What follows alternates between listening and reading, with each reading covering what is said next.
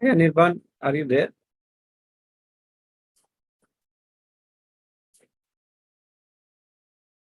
Yeah, I'm here. I'm here. Okay. Can I quickly check my screen if that's okay? Please go ahead. I think I'm the first one to go today. So,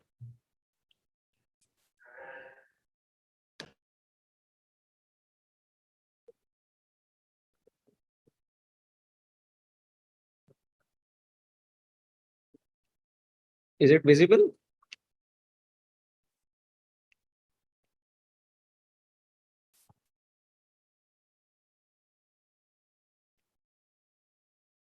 Anirban, is it visible?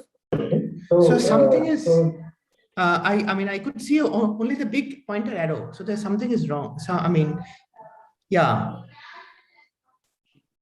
only the big, the mouse pointer sort of zoomed out, zoomed in. How about now? Now it is perfect. So drawing parallels, machine learning lens. Yes, yes. This is Okay, perfect. Now it is changing. Okay. So should I keep it screen shared or should I start No, sharing that's it? fine. No, that's Okay. fine. Let's just wait for, I'm just waiting for Abir. Yeah. What does it mean? What does it say? No slides. I don't know. Let me just. How is it? Oh, okay, okay. I have to, hold on a second. I have to set the chat settings.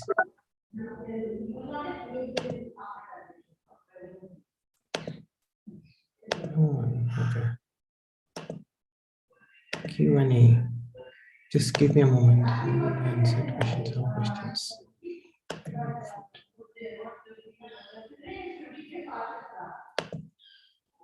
Okay, I think this is perfect. So Pritam, I'll make him a co-host. Sorry. Make him a co-host.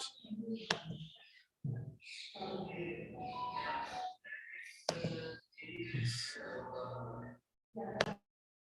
Sorry, I'll just, yeah, because we are doing the faculty Skypes. Okay, so I'll just be there and be the tech support here.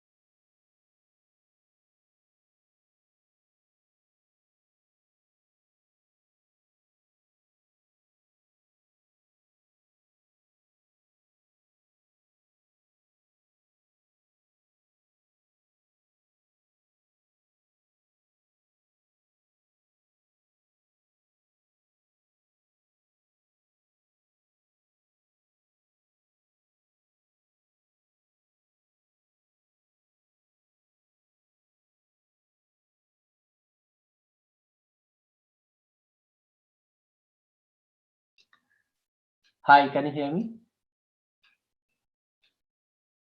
Hello, can you hear me? Yes, Abir. Hi, I can hear you. Hi. So we have 6 minutes, okay.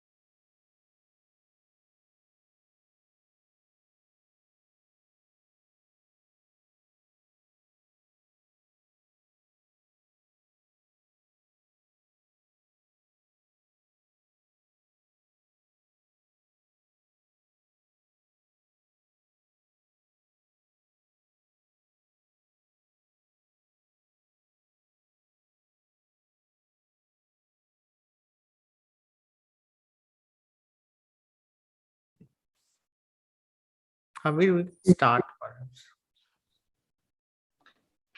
Hi, am I audible? Yeah.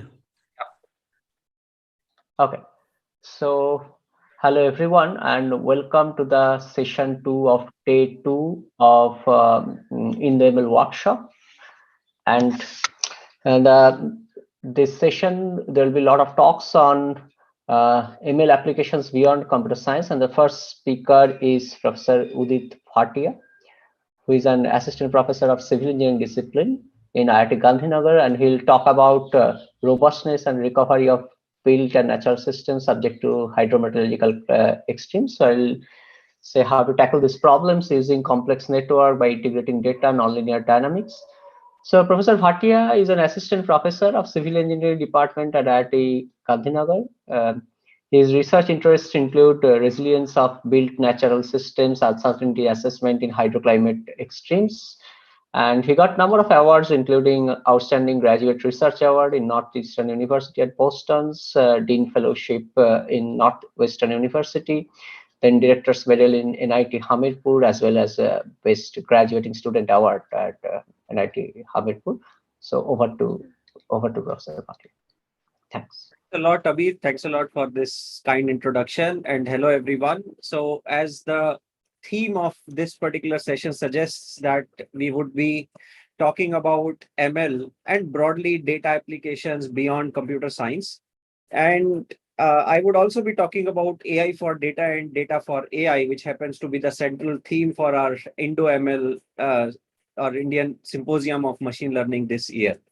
Now, in this talk, I will be talking about how community has been leveraging deep learning opportunities in the field of hydrology and hydrometeorology, how the end product that we get from our hydrological and hydrometeorological models feed into the resilience of built and natural infrastructure systems, which happen to be a multifaceted challenge, which requires cross-disciplinary and multidisciplinary solutions. And I will be briefly talking about three of our key research thrusts to demonstrate the philosophical understanding of the field and what specifically we have been doing in this particular field. Of course, a lot of groups have been working at this intersection of physics, domain AI, and physics, complex networks, and machine intelligence. But I will be specifically talking about examples from our work, which of course I'm eligible to do given the understanding that we have developed by working on these issues over past few years. And then of course I will talk about what are the ways going forward, where are the opportunities for computer science and domain scientists outside computer science to work together.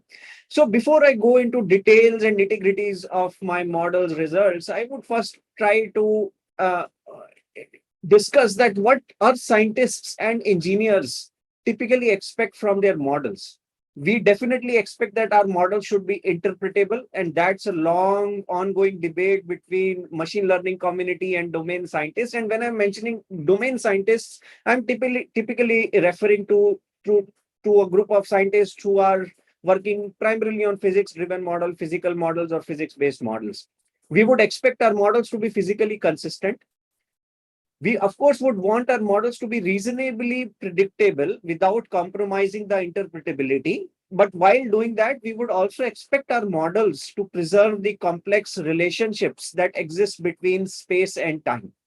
And to achieve these objectives, we have been playing with different architectures of very simple models that try to conserve basic principles of conservation of energy, conservation of mass, to all the way to complex models which account for teleconnections or long distance spatial connections within the domain of interest.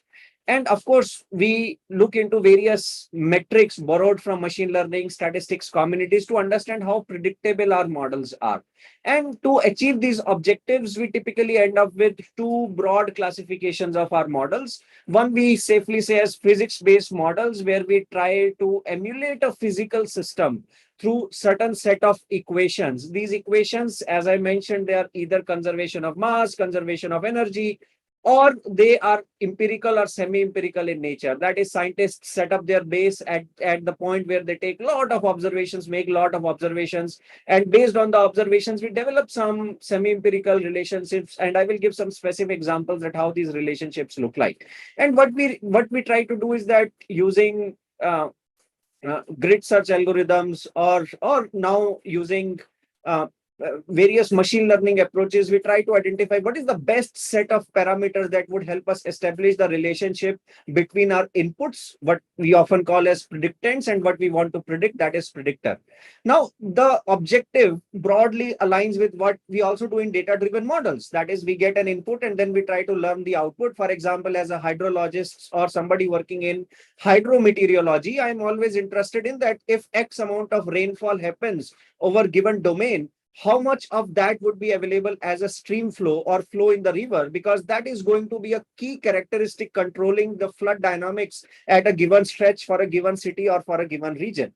And as we know that even in data-driven model, we try to learn a lot of parameters. For example, here the classic example that I've borrowed is from a convolutional neural network, where we try to learn weights through backpropagation and other approaches. And in one of our specific researches that we did, we tried to relate the output, that is how much water would be available in the river, using various forcings, including surface temperature, soil moisture, precipitation, elevation, and so on. And then we typically say that this is purely data-driven models, as we really do not care about the finesses of the physical processes or underlying equations, but our objective remains that for a given set of inputs, how my output is going to be related to that set of inputs. Now, there was a very interesting article, or I would say a perspective in Science a couple of years back, where they were trying to draw the parallels that how a domain expert looks at the problem and how a machine learning expert looks at the problem. Now, for a domain expert, somebody working in hydraulic modeling, we get the data.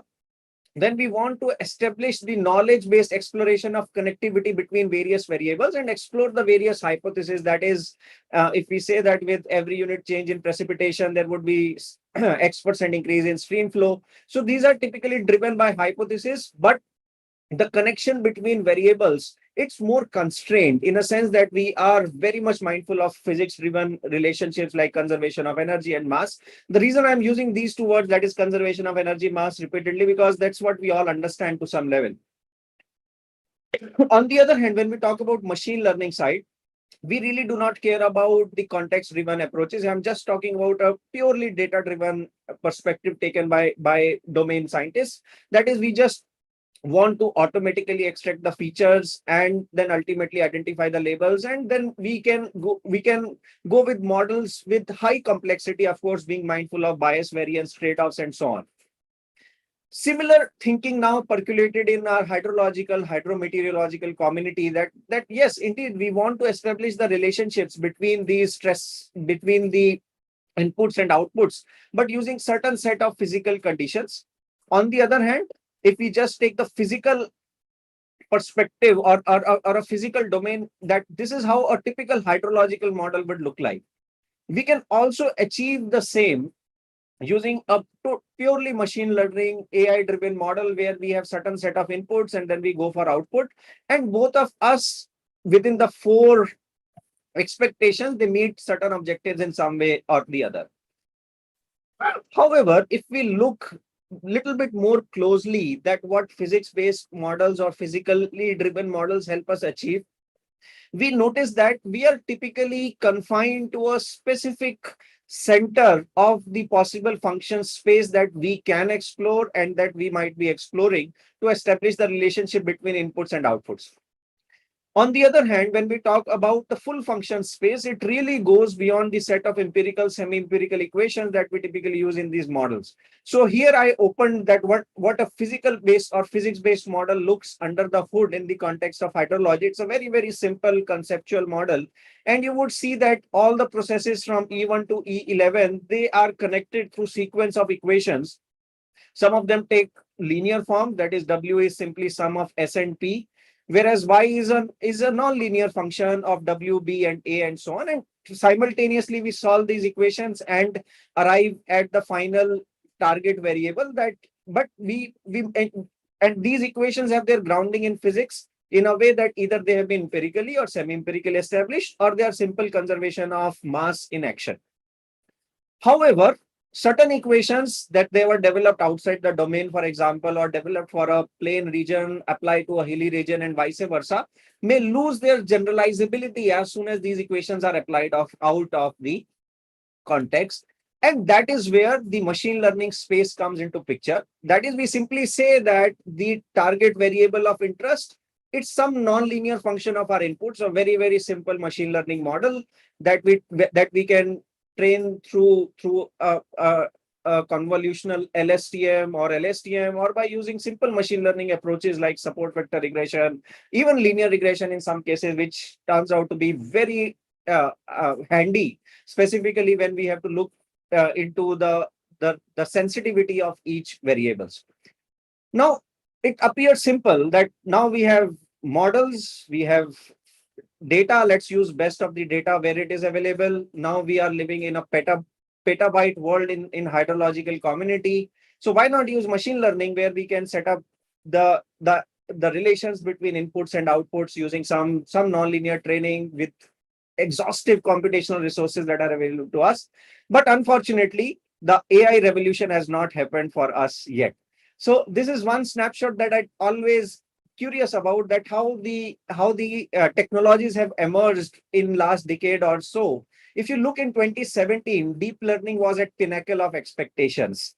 And now when we look at the same hype cycle for emerging technologies in 2020, the word has been replaced by explainable AI. That is, we not only care about the relationships between input and output, but we also need to know that what is the effectiveness of these deep learning approaches in domain applications such as hydrology and hydrometeorology, which are immediately going to touch lives of community, of the end users, and so on. So what's the need? So if I talk about how the volume of model satellite in situ data has grown in last 1 decade or so, we are already touching in 2020 more than 160 petabytes of climate/weather/ in situ observations from various sources. And of course, since I am talking to a very well-learned computer science community, I need not put petabyte into context, but for somebody not from CS, it's a lot of zeros for us to handle. Now, but here is the opportunity as well as the need. So we have 4 V's typically falling into our radar now from hydrological, hydrometeorological perspective. We have huge volume of data, that is data in petabytes.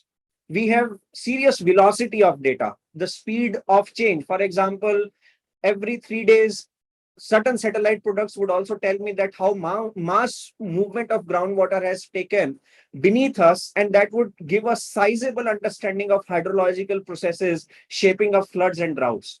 We have variety of data. We have data from satellites, we have data from in situ sources, we have data from handheld devices now. So for example, LiDAR surveys that are conducted across the globe, we typically say them handheld when compared to the satellites which are orbiting in external atmosphere. So we have variety, and of course we have a lot of uncertainty associated with data, with these particular data sets. And what we expect is that once we get knowledge from this data, we want to extract small information, what we also call as big data, small data paradigm, that we get big data. But when we talk about extremes in hydrology and hydrometeorological events, they are the events which are of most interest to us. So we want information which is small and digestible. We want some real-time information. For example, Google AI has been powering the real-time flood forecasts across the nation, across multiple basins. So we want information which is real-time, which is critical, and which is actionable. And we, of course, want integration across the disciplines. For example, as an impact assessment engineer, I cannot just leave my work once I have the assessment of floods. I need to go beyond that and understand that what this flooding extent would mean for decision making, what it would mean for the impacted society, and what it would mean for relief, rescue, and recovery operations. And then, of course, with all these interventions, serious money is involved, serious manpower or human resources are involved. And hence we need some understanding of confidence and robustness. And this particular loop, that is the feedback between the 4 V's and patterns and knowledge, it keeps on going back and forth. Now, what are the opportunities? So a few years back, people realized that in machine learning, now we have achieved serious accuracy with object classification and localization.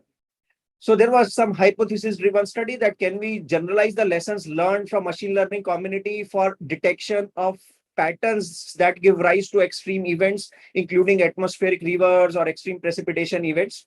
There has been leaps of progress in super resolution and computer vision approaches where we can give a really coarse resolution image as an input and generate a finer resolution image.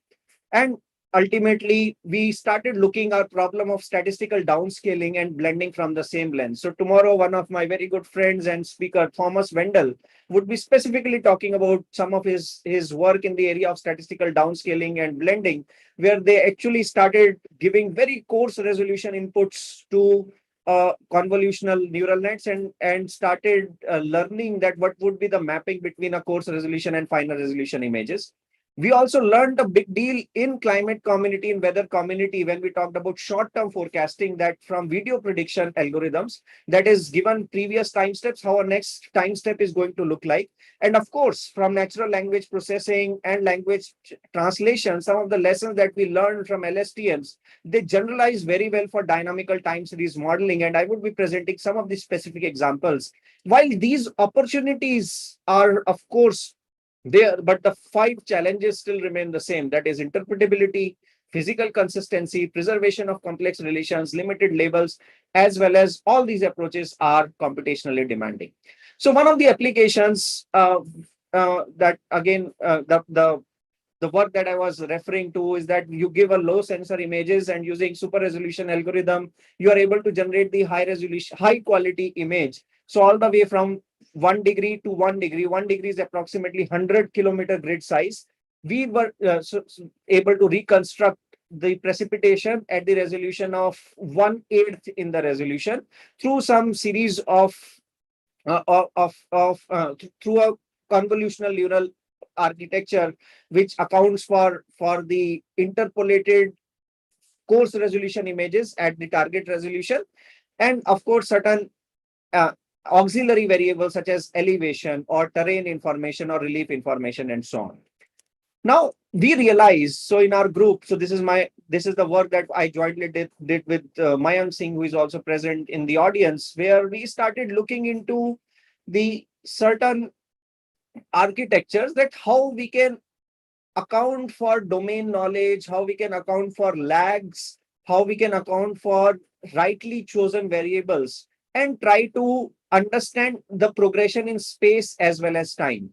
So, for example, we, after looking into the context, we realized that precipitation at certain place, in addition to the low resolution precipitation and elevation that previous studies were talking, it also depends on relative humidity, pressure, U wind, V wind, vertical velocity, and other meteorological variables that are governing the weather dynamics at a particular place. So yes, so addition of more variables has always been a topical interest for scientists and engineering domain. But what we also borrowed from LSTM or natural language processing community is that it's not only what happened on the same day with these state variables is going to influence what will happen at the final resolution. We need to be mindful about what is going to happen on the previous day, a day before, and up to a certain window. And that gave us a way to combine space and time. And we came up with this augmented convolutional LSTMs to generate finer resolution projections to understand that how various forcing scenarios, that is emission scenarios, are going to control the precipitation in next 30 years, 70 years, and 100 years. Of course, I will not go in the details of the models here, which of course you can refer to the papers that I am being referring to. But what we realized is that when we were just looking at space or time, we were either missing teleconnections or we were missing the long memory processes, what we also call as Hurst phenomena in hydrological community. So blending this understanding of space and time using these convolutional LSTMs not only helped us beat state of the art, which is often compared against root of mean of square of errors or absolute bias or some efficiencies that are very specifically defined for the or widely used in hydrological community. It also helped us improve our overall projections of extreme precipitation, which is our uh, key variable of interest. However, I should hasten to add that while this was an accidental discovery, because our objective function was only mindful of means, but because of better representations of teleconnections both in space and time, we mechanistically uh, observed that the side effects, quote unquote, side effects are seen in terms of better projection of extreme precipitation events. But that being said, there is a greater need not only to just focus on space and time, but there is a clear need to relook into how we are training our algorithms, what is the objective function we are framing, and what are the theoretical guarantees for performance on extremes, which still remain key variable of interest for engineers and scientists. So once we were convinced that there is a power for machine learning in hydrological and hydrometeorological application, the another study that we started in our work was primarily motivated by this Burjan et al. Work that I mentioned that made its appearance in Science couple of years, where there was very well highlighted that there is a need to neither focus on the red dot nor just focus on the peripherals of the red dot, but there is a need to integrate physics and machine learning in a meaningful way. So we set up our experiments for a few Indian basins where we said that, yes, we have good understanding of physics-based modeling, that how precipitation interacts with soil, for example, how soil interacts with groundwater, and how ultimately all these processes, they add up in linear or non-linear way to give rise to stream flow. On the other hand, community has been using data-driven approaches, including LSTM, Lasso, Ridge, SVR, GPR, Bayesian LSTMs, you name it, we have it. Kind of a toolbox already exists in hydrological community where we give set of inputs and then try to establish relationship between inputs and outputs. But what was missing is that at certain processes, we have limited to no observations to validate the empirical or semi-empirical relationship that we have developed in the process. And that is where we would keep on using those age-old empirical, semi-empirical relationships out of context. We hypothesize that let us use best of the physics where we have full understanding of those equations. For example, conservation of energy and conservation of mass, they are not empirical in nature or semi-empirical in nature, but they should be abided by all physics-based models. On the other hand, I would have very less to little understanding about dynamics between recharge, groundwater storage, and groundwater discharge because I have limited observations. And even if I have observations, I would not be having extensive field studies set up to establish the empirical relationships that were developed a few years or few decades or even few centuries ago, which I'm still using blindly. So we realized that let us combine best of the physics and best of the machine learning so that we are not just focusing on the target variables, but we are also improving the predictions or predictability of intermediate variables, which, by the way, is one of the key limitations that we have always ignored in purely physics-driven architectures, that we will just focus on our target variable. We will make sure that inputs represent a physical space, and then we will try to map that relation using set of empirical and semi-empirical equations.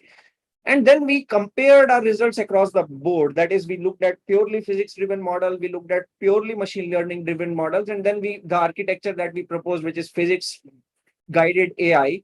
So we realized that while both physics-based models and machine learning, purely data-driven / machine learning models, they help us achieve a very good performance or satisfactory performance in terms of capturing the end-to-end relationships. The intermediate variables, for example, between precipitation and stream flow, a lot of moisture losses happen in the process. These nuances are often lost. However, and secondly, it would be very difficult for us to capture the role of parametric uncertainty in physics-driven models because of the constraints that we have on our model structure themselves. Then finally, what we did is that as I mentioned before, that we replaced certain boxes of our physics-driven model using the proxies of surrogate models and try to come up with the better process representation, in a sense that wherever we have less confidence on our physics piece, let us replace it with a typical data AI toolbox. And then based on the outputs that we get at from our first piece, finally is fed into another box. And we notice that across the approaches, that is, if we compare the performance with out of the box machine learning and physics based approaches, the performance as well as uncertainty quantification was much better for target variable, which happens to be Q, as well as ET, in capturing seasonality, in capturing, of course, we detrended the data, but of course, in capturing the peaks as well as the means. However, this is just a starting piece on very simple hydrological model, but an integrated vision as we go forward calls for that how we can really integrate the petabytes of data into state-of-the-art hyper-resolution models that are making their space in hydrological community. Because we can keep on experimenting on these small parts and then realize that yes, there is a benefit. But unless we really demonstrate to the community the scalability, the adaptability to large-scale models, these exercises would typically remain in back of the backyard kind of work. So there is a need going forward that how we would integrate the big data with so-called big models in that exist in the community to understand how the entire process is shaping up, while being mindful that best of the processes are represented, that is climate scale processes are represented through conservation of mass, energy, and momentum. Whereas weather scale processes or subsurface processes where we have limited to no observations, that's where we make use of machine learning / AI models to gain control. Finally, once we improve the predictions or projections of our hydrological / hydrometeorological extremes, our work is only half done. Because as an engineer, I don't only want to understand the magnitude of the problem, but I would also want to design that what is the intervention or strategy I should have to minimize or mitigate the problem, or once the problem happens, how I should adapt to that. And that is where the community has been moving from risk to resilience, or resilience has been becoming central part of all the discussions concerning risk and translational engineering. So, but the problem that happens with resilience is that it's a very it's a subject at its initial stages. There has been a lot of debates and discussions that what is the definition of resilience. Then somebody in Nature published a correspondence saying that there are more than 70 ways to show resilience, and each definition of resilience would take away from the another. On the other hand, when we look into impacts and likelihoods, the kind of events that are expected to have higher impact and higher likelihood in future, they are directly or indirectly related to hydrological or hydrometeorological extremes in one way or another. For example, extreme weather events, the rate on the top, that is the likelihood is also high, as well as when they happen, impact is also going to be high. And this is just like Gartner Hype Cycle, World Economic Forum publishes this very nice impact likelihood figure in their annual editions of annual reports. And you would see that extreme weather events have been occupying this top place for last few years. However, with advent in data sciences, with advent in our understanding our data gathering capacities, there is call from the community that we need to change the resilience paradigm. We need to learn from data. We just need to move beyond physical barriers and make data as the central piece of our decision making. And that motivated us, in addition to a few anecdotes that I'm going to talk about, that why there is a need to integrate data, dynamics, and complexity to solve these problems of today. So this is one example that I typically discuss to motivate that what it means for us, that when we talk about infrastructures, how data is coming into picture. So in 2012, there was a sequence of events that left half of India without power. There were delayed monsoons, there were heat waves, There was surge in agricultural water demand because that was July 2012 when Kharif season is at peak, and that resulted in increased stress on power grids somewhere between Bina and Jhansi in Madhya Pradesh and Uttar Pradesh border. By the evening of 30th of July of 2012, we were in the middle of world's largest power failure in terms of number of people impacted. So what, and not only that, the events did not stop at power going out. Industries were brought to halt, and of course the railways network, which happens to be lifeline of our nation, was brought to a halt in middle of the daylight, and people were just left wondering what happened. Of course, we blame aging infrastructure and overcrowded railways, that we are beyond our capacities. But if you look carefully, the roots of these events were again in the natural hazard, which manifested it all the way from delayed monsoons to a failed power distribution system. Similarly, what we observed in Kerala, fast forward 6 years, that was a national scale event. In 2018, there were a series of floods. Yes, there was an extreme precipitation event, but that extreme precipitation did not stop at flooding. It resulted in triggering of landslides at multiple places. There were sequences of flooding for an extended period of time. Combination of landslides and flooding further resulted in debris flow. And for 2-month period, we noted there was a huge disruption to infrastructure. And that is what made us, that was a time when I was defining my thesis, doing my PhD, and that made me really intrigued at how complex of a web we are currently into. And then we finally zeroed down that there is a need to look into these systems using a unified tool. And of course, network became our first choice. So what we hypothesize is that even when we look at the hazards, they are not isolated, they are concurrent, they are correlated, as well as they are teleconnected. When they interact with our infrastructures of today, that is network multiplex of built systems or social networks, the impact is again on the network. And the societies that get fragmented, they are also well represented by societal networks.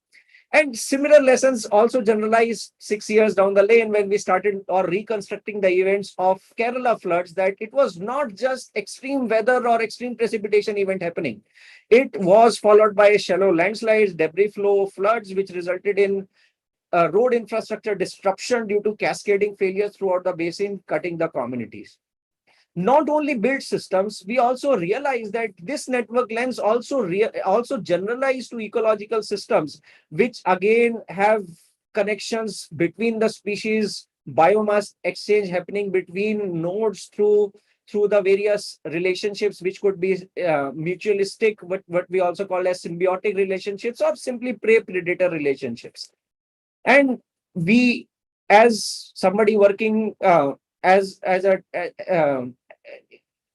taking first step in the field of network/data, I started reconstructing the events of tsunami of 2003, power blackout of 2012, and simulated cyber physical attacks, all represented through networks on Indian railways, and some set of events on US airways, which of course both manuscripts can be accessed on our profile. But that made us intrigued that while network scientists have studied the robustness part very well. In fact, there was an article a few years back where the title was Destruction Perfected, and it was talking about how we should attack a network in an optimal way that the damage is maximum. But we realized that as an engineer, beyond damage, we are also interested in recovery. And then we started developing certain network science based, using both intuitive and non-intuitive metrics, that how systems should be prepared to bounce back once they are disrupted. And that's where network science helped us understand the sequence of events. Recently, another work that I've been doing with my collaborator Mayank Singh, we realized that it's not only single point perturbations that impact the network or bother the network. So we again re-looked into the data of various transportation systems that are available to us, and started looking into the dynamics of multiple attacks on a system, that how a network loses its functionality, and is there any way to identify that what would be the typical warning regions and tipping regions before we lose significant chunk of functionality when a system is subjected to multiple attacks or concurrent attacks. And of course, we looked into a synthetic system, that is Indian Railways network, US network, where we do not have much evidence of concurrent attacks, but we do have examples of concurrent failures. But here the exercises that we were doing, they were more synthetic in nature. But this gave us idea that even in real world, these kind of attacks have unfolded. And then we started re-looking into the Kerala floods, about which I mentioned in the prologue, that is what it would cost to rebuild Kerala after these kind of disruptions happen. So recently, Google started this mission, what we call as expanding our ML-based flood forecasting, where they are generating lot of flood maps using machine learning algorithms, and this particular tool has received significant attention. So we realized that this indeed is AI that is being used for data, because what is the output for this Google platform is input for our integrated data and dynamical model, where we take best of the machine learning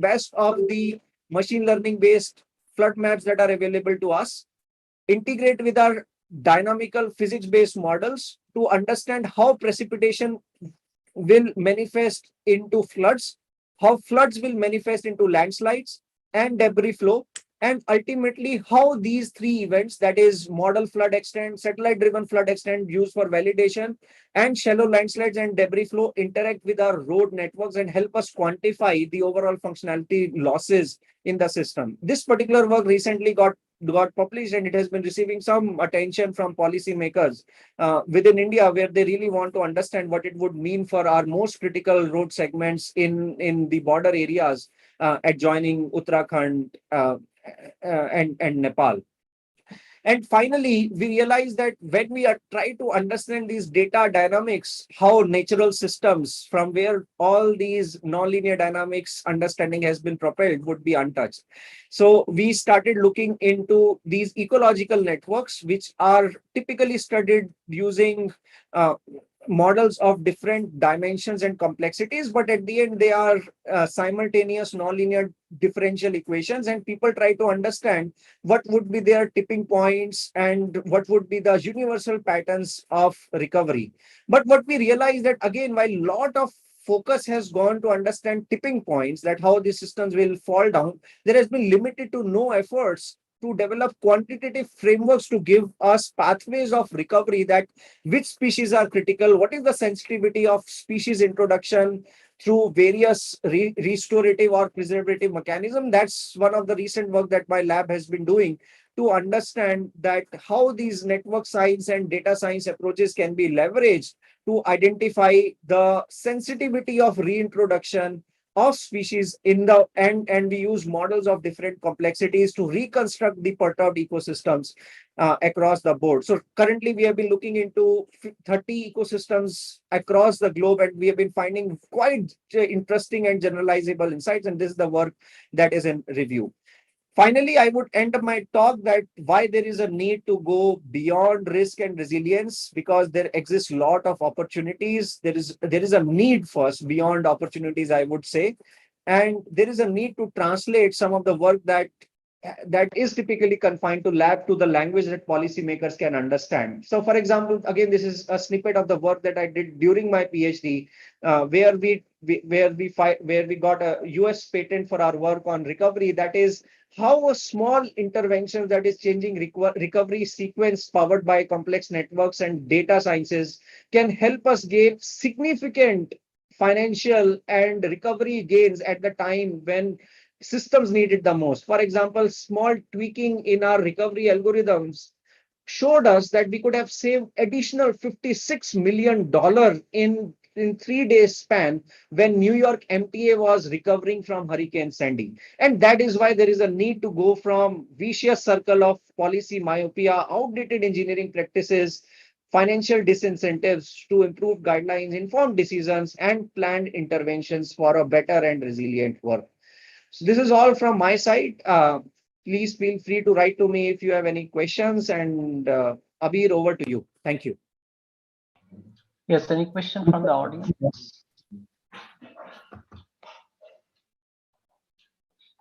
Any question from the audience? I think there is one question. So the question is, when we say AI or ML or deep learning, problem is good data set is rare. So what is data?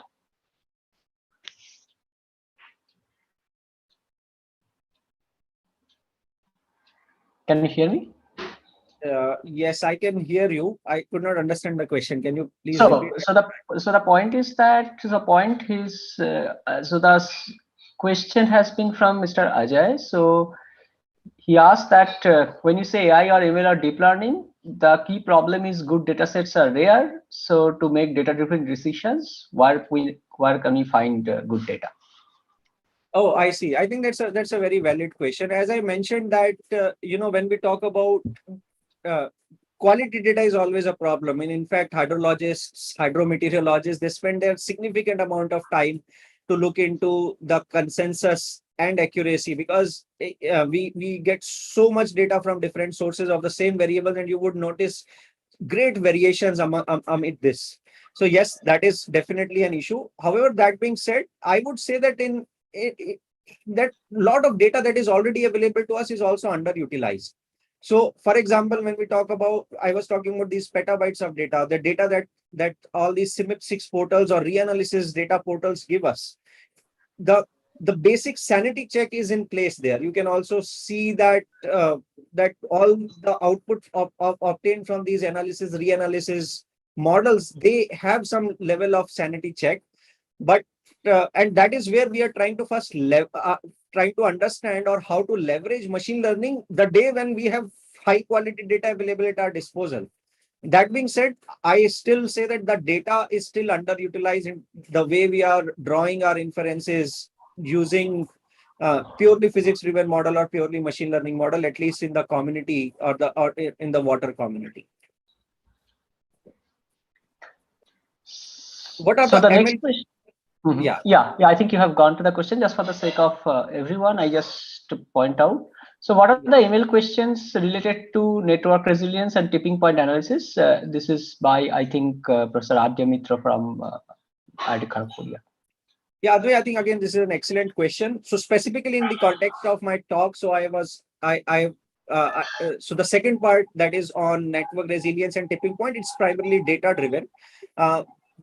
Community, of course, has been working on a lot of ML questions that is specifically looking into the role of reinforcement learning, for example, that how to understand the best incentive structures or incentive goals that can propel the recovery of systems, and specifically wherever resource allocation is involved, that's where reinforcement learning has been widely used to understand and model network resilience. But the key topic, the key challenge that still remains unaddressed there is the issue of complexity. So of course we want to deal with the spatial complexity in its most organic form, but immediately the model complexity becomes very hard to get validated, and that remains one open question even in the area of resource allocation in the water community, to understand resilience of flow within systems and how we should prioritize recovery while being mindful of incentive structure. Also, is the hydrological community interested in using ML-DLS surrogates? Of course, a lot of effort is ongoing, and if you do a quick scholar search, you would find a lot of papers dealing with surrogate modeling, and hydrological community has been trying a lot to address that gap. That being said, one thing that we have to realize is that most of these works are still at experimental stage, because that also goes back to the first question, that do we really have that high quality data to understand that what is the marginal gains of using these surrogate models instead of completely physics or AI driven models. So there is another question by Mr. Dibakar. I think I have the same question. So basically this data or the traces has been generated by some underlying latent differential equation, right, under the hood. So there has been some work in ML. In fact, the last 1 year, I think there was the best paper award in NeurIPS was on neural differential equations. So is there any scope to did you try to use this model, or there is any scope to use that kind of approaches where you can actually try to infer the underlying differential equation from data? Yeah, certainly. I think specifically in the climate community, there has been a lot of interest to look into those kind of models and look into the underlying generational process and try to mimic the dynamical equations governing the system. My group specifically has not been looking into that, but I'm definitely aware of my collaborators who are working in this particular area. In fact, Thomas Wendell, who is going to talk tomorrow, that was one significant part of his PhD thesis also, where he was looking into similar kind of models. That is, can we also regenerate the underlying dynamical process / equations for better predictability of these systems? Okay, so any other questions from the audience? Okay, so I would like to thank Udit once again for the timely talk, and anybody who wants to catch up, he can catch up with. Okay, thanks. Yes. Hi. So, okay. So I think our next speaker is Professor Ranita Bhartan, who is an assistant professor of sustainability in built environment at the Department of Architecture at University of Cambridge. So she will talk about deep built environment design for decoupling energy and health burdens from poverty. So she is also the director of MPhil in Architecture and Urban Studies and leads the Sustainable Design Group at the Department of Architecture. She uses data-driven models that couples architectural engineering, AI, and machine learning with social sciences. Her work on tuberculosis and poor indoor quality in slum areas, rehabilitation housing in Mumbai has received quite a bit of attention from policymakers and several news media. She wrote over 100 academic articles on health and environmental design on residential built environment. So she's a part of AI for Environmental Risk, Cambridge Public Health Center of Science and Policy, Cambridge Zero. She also chairs the Equality and Diverse Committee at the department, and she believes that everyone benefits from the strength in difference and diversity, and it's the instrumentals of success. So over to Dr. Bhartan. I think you are muted. Sorry. Thank you so much, Udit, for the very kind introduction. And just let me know when you are able to see my slides. I can't see your slides. Yes, I will. Okay, now I can see. Thanks. Is it visible now? Okay, yeah. Perfect. Thank you so much, Udit. And I'm assuming I have around 25 minutes to 30 minutes to speak. I think 45 minutes, yeah. But yeah, you can finish slightly before to attend the question. Thanks. Thank you. Thank you so much. So today I'm going to share a bit of my work, which combines a lot of data as well as on social sciences, but I'll take you through the whole process. So first of all, thank you so much for inviting me to present my work in this very important and very timely symposium.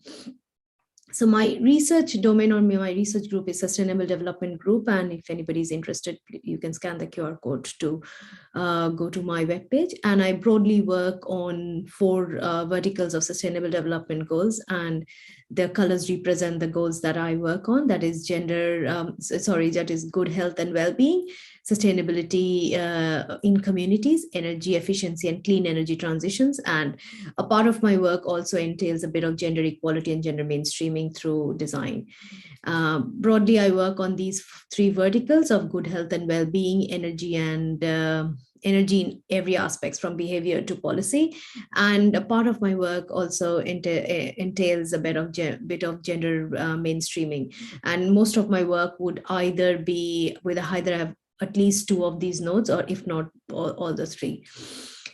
I believe design is a solution, and effective design can foster well-being. And I work on data-driven design. And if you scout through my work, you'll find these are some of the very keywords that will come up continuously in most of my work. So it kind of gives you a very broad idea about what my work will entail. And today I'm going to spare some time to present this part of my work. So when I say data-driven design, that I do data-driven design, what do I really mean? I mean, I gather a lot of information from environment as well as from technology, and combine them with practices and people's it's very practices and people's behavior, which is a very qualitative data. So there's a very quantitative data that comes from environment, from sensors being attached to buildings or built environment in general.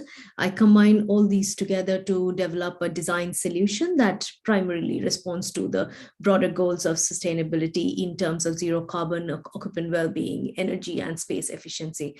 So when I talk about data, it can be innovative data sets like sensors and films and TikTok videos, whereas when I talk about peoples and practices, these also entail questionnaire surveys, informal group discussions, or interviews, or even social media data. So today I'm going to show a very brief snapshot of what I've been working on, which will probably cover what I told you in this slide.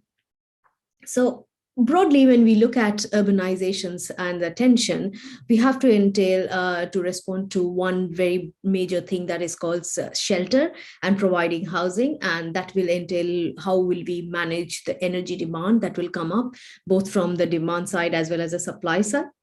And obviously, with such large urbanizations, health becomes a very important issue. And I think it needs no introduction at this age when we are still in a deep pandemic.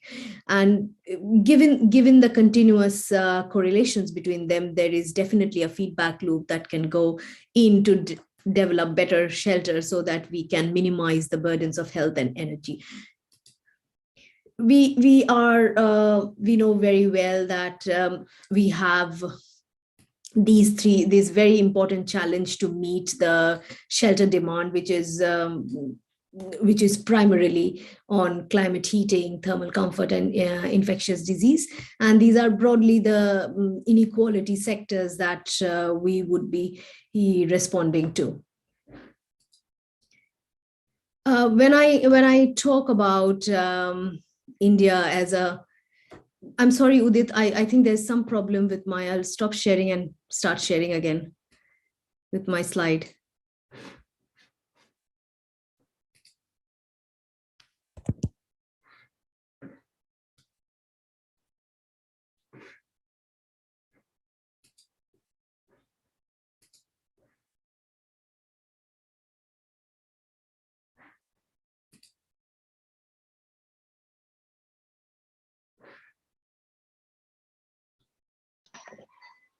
Sorry, I think I kind of. Hello? Yeah. Sorry, I think I kind of lost the connection to my slides. So I'll share them again. Okay. Is it visible now? Yeah, it's visible. Yeah. So I will primarily talk about climate heating in terms of when we are by 2030, World Health Organization says that we will be requiring 30 million new housing units. And that means we will be having a need to develop this housing, and majorly in parts of the world where urbanization is currently in full rapid pace. And that means the future urbanites will be poor. And these 300 million that is coming up, the housing units that will be coming up, major part would be in the global south, where majority of the households probably do not have permanent shelter at all. So when these sort of challenges come up, we need to understand it correlates with climate heating, comfort, and energy, and what it entails in terms of health and mobility or disease spread. And are there any types of innovative data that can be used in order to unearth more correlations, particularly in places where these places where urbanization will take place are actually data scarce country. And I think we are it's not an unknown fact, and we are all struggling. Whoever works in the global south has this sort of a problem and challenges that we face. I'll talk about a case study from Mumbai, and I take this picture just to kind of show the drastic contrast that Mumbai kind of presents, and it becomes very, very eminent that Mumbai is one of the most popular cities in the world, and it is going to remain in that situation for some time to come, and at least 2050. And that means we have to kind of understand and kind of provide solutions to the challenges that such a contrasting city, or such a heterogeneous city, if I may say, does pose. In that situation, I think we all know that what climate heating would look like, and with climate change, we all know what heat island effects are. It's generally a definition that we say that urban areas are 8 to 10 degrees hotter than the rural areas. And we have accepted the fact, and we are trying to respond to this. But what happens when you want to respond to this in a situation where you have multiple varieties of urban structures, which has different sorts of heat signatures in there?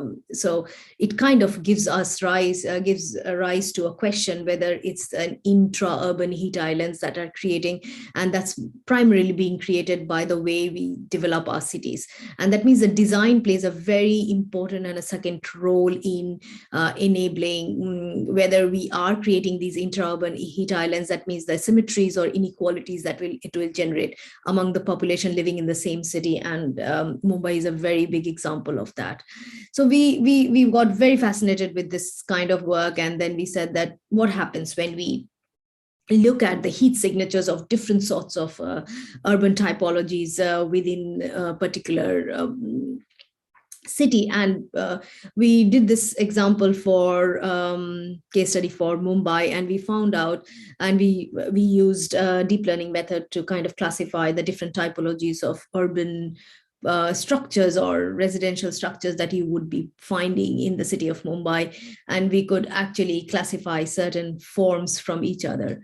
So that means we actually classified 5 forms, where you see the type 1 is the very high-end residential, which is very tall and probably have more distance between the building. It's all these different typologies of neighborhoods or designs of neighborhoods are a function of certain distance matrices and certain height matrices. So primarily structural matrices that give rise to a different sorts of forms.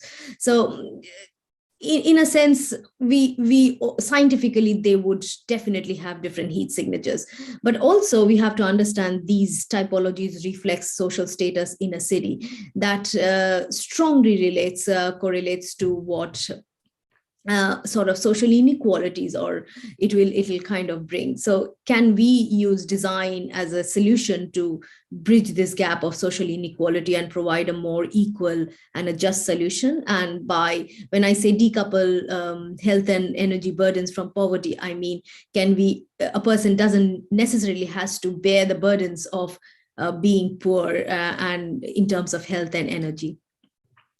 So interestingly, the urban forms that I showed you earlier do not exist in isolation, and they are very strongly correlated. That means they are probably coexisting in a same geospatial space within a very short distance. And it was important that not only what is their individual thermal signatures when they would exist in isolation, but what would happen to the thermal signatures when they would primarily exist in correlation to each other or in a very close proximity to each other. So we went around and installed a lot of sensors across certain typologies of urban forms within Mumbai. And we were more interested that we all know that a certain typology of urban form would have heat island effect, but our interest was, is there a form that cools down faster? Because evidently we'll have to build in order to respond to the urbanization pressures.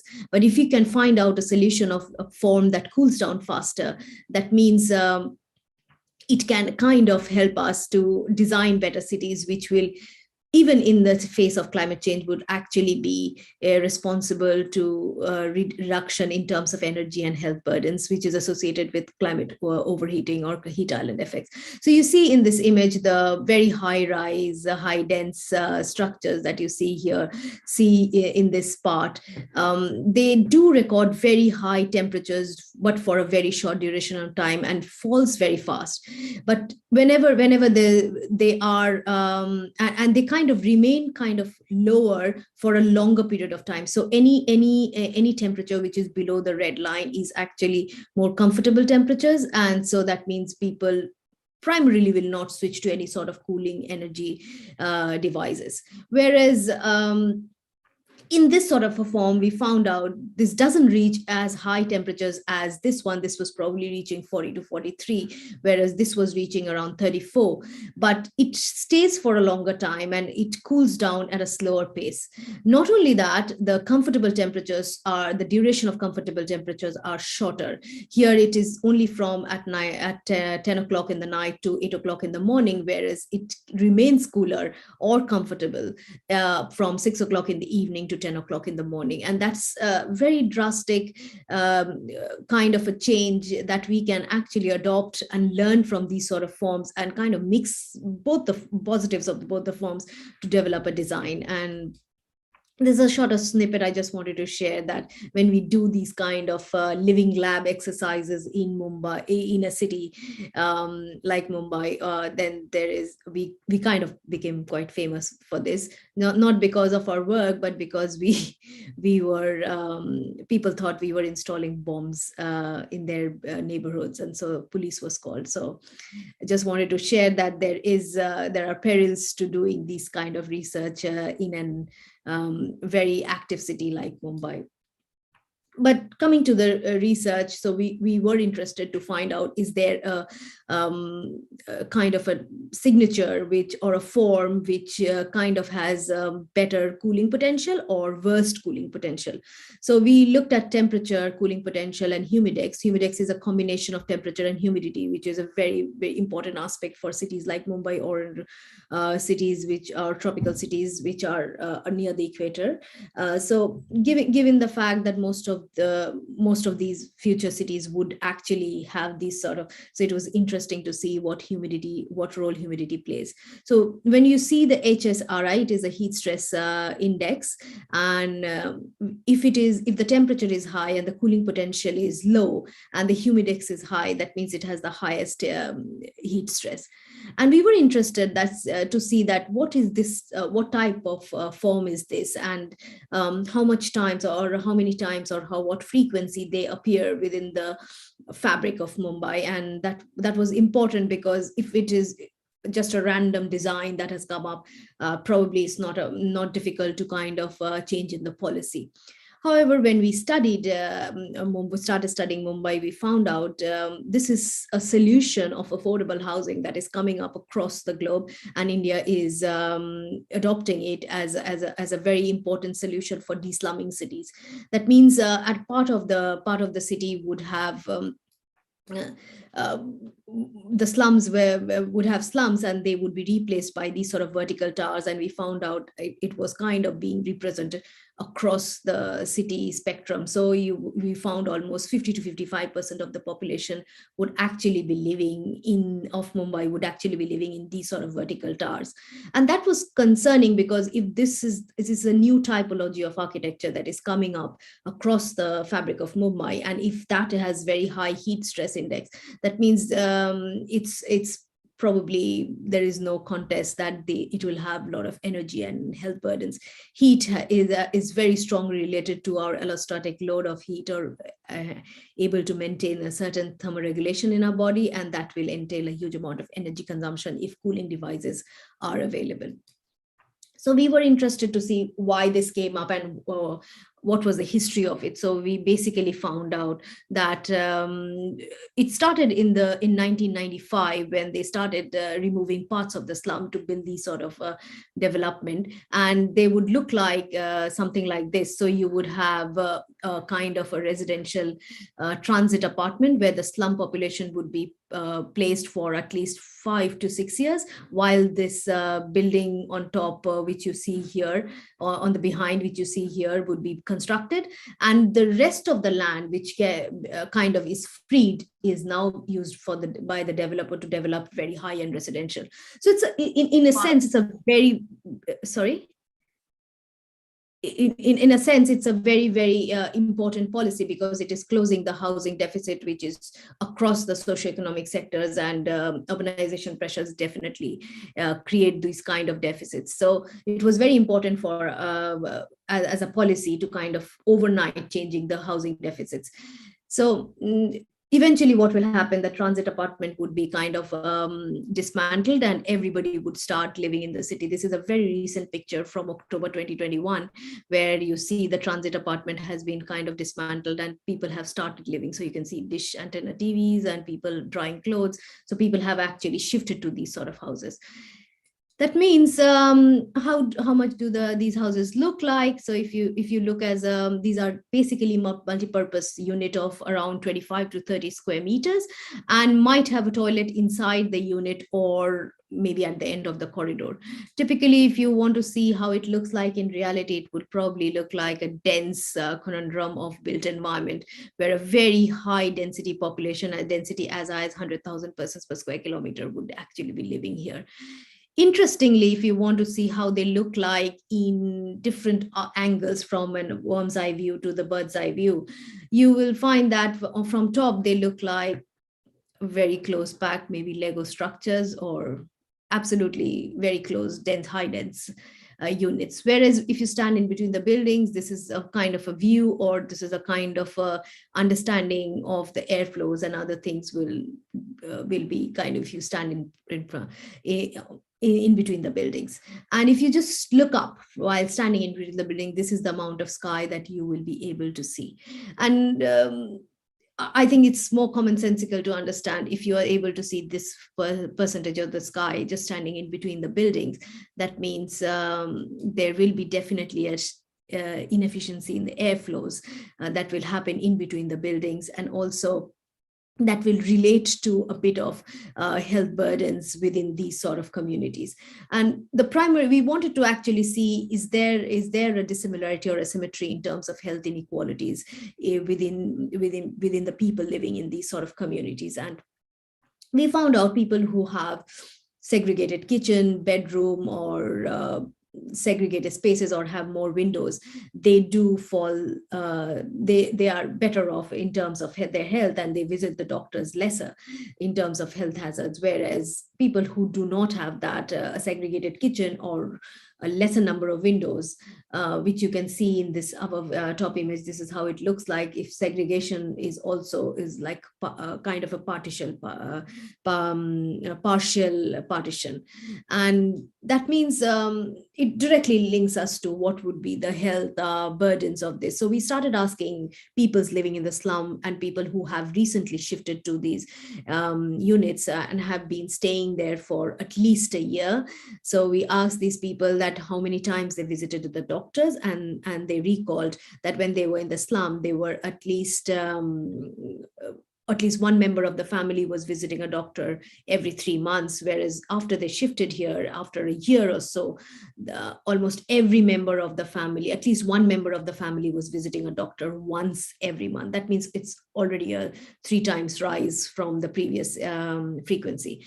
And we kind of expected this, but we wanted to see where were these people located, and in terms of not only location of their building, but also in terms of which floor they were living. And so we used a surrogate called mean age of air, which we calculated as well as collected in terms of monitored data through sensors. And we kind of use that whether people, and we kind of correlated with with which floor they were living and what was the mean age of air. Mean age of air means how stale the air is. So the larger the value is, that means the staler the air is inside their units, and what was the frequency of visits. And we did expect that the ground floor would report a higher degree of visits to the doctor, whereas the upper floors. But we did see that up to second floor or third floor, people were visiting the doctors more than the upper floors. These are around 8-story buildings. So obviously almost 50% of the populations were actually suffering from some sort of health burden, and they needed health care.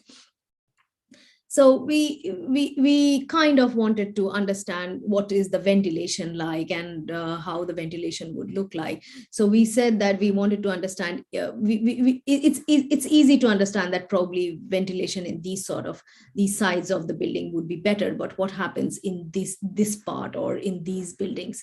And so we kind of conducted a wind tunnel test to understand. And you'll see after some time on this side of the building, which is represented here, you will find the units do not really have much of the air to kind of even circulate in terms of natural ventilation.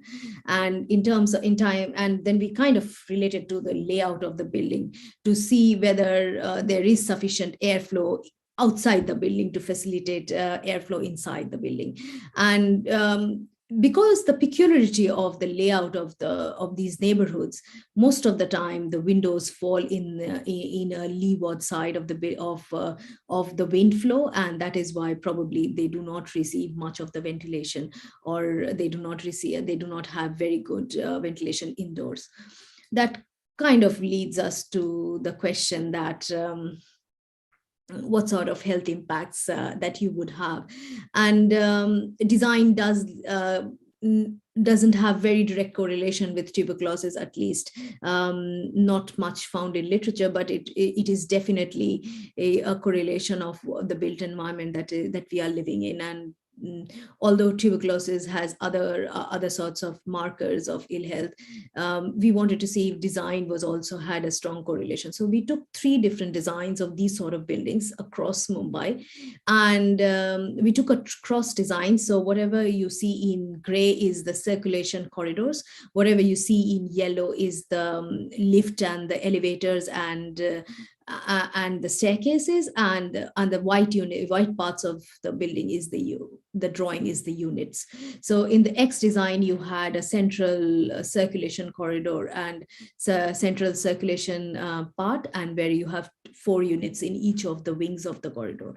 Whereas in the I type, it is a very simple hostel type design where you have a single loaded, double loaded corridor, and you enter from the corridor is indoors, and you enter from the corridor, and your windows are here and here.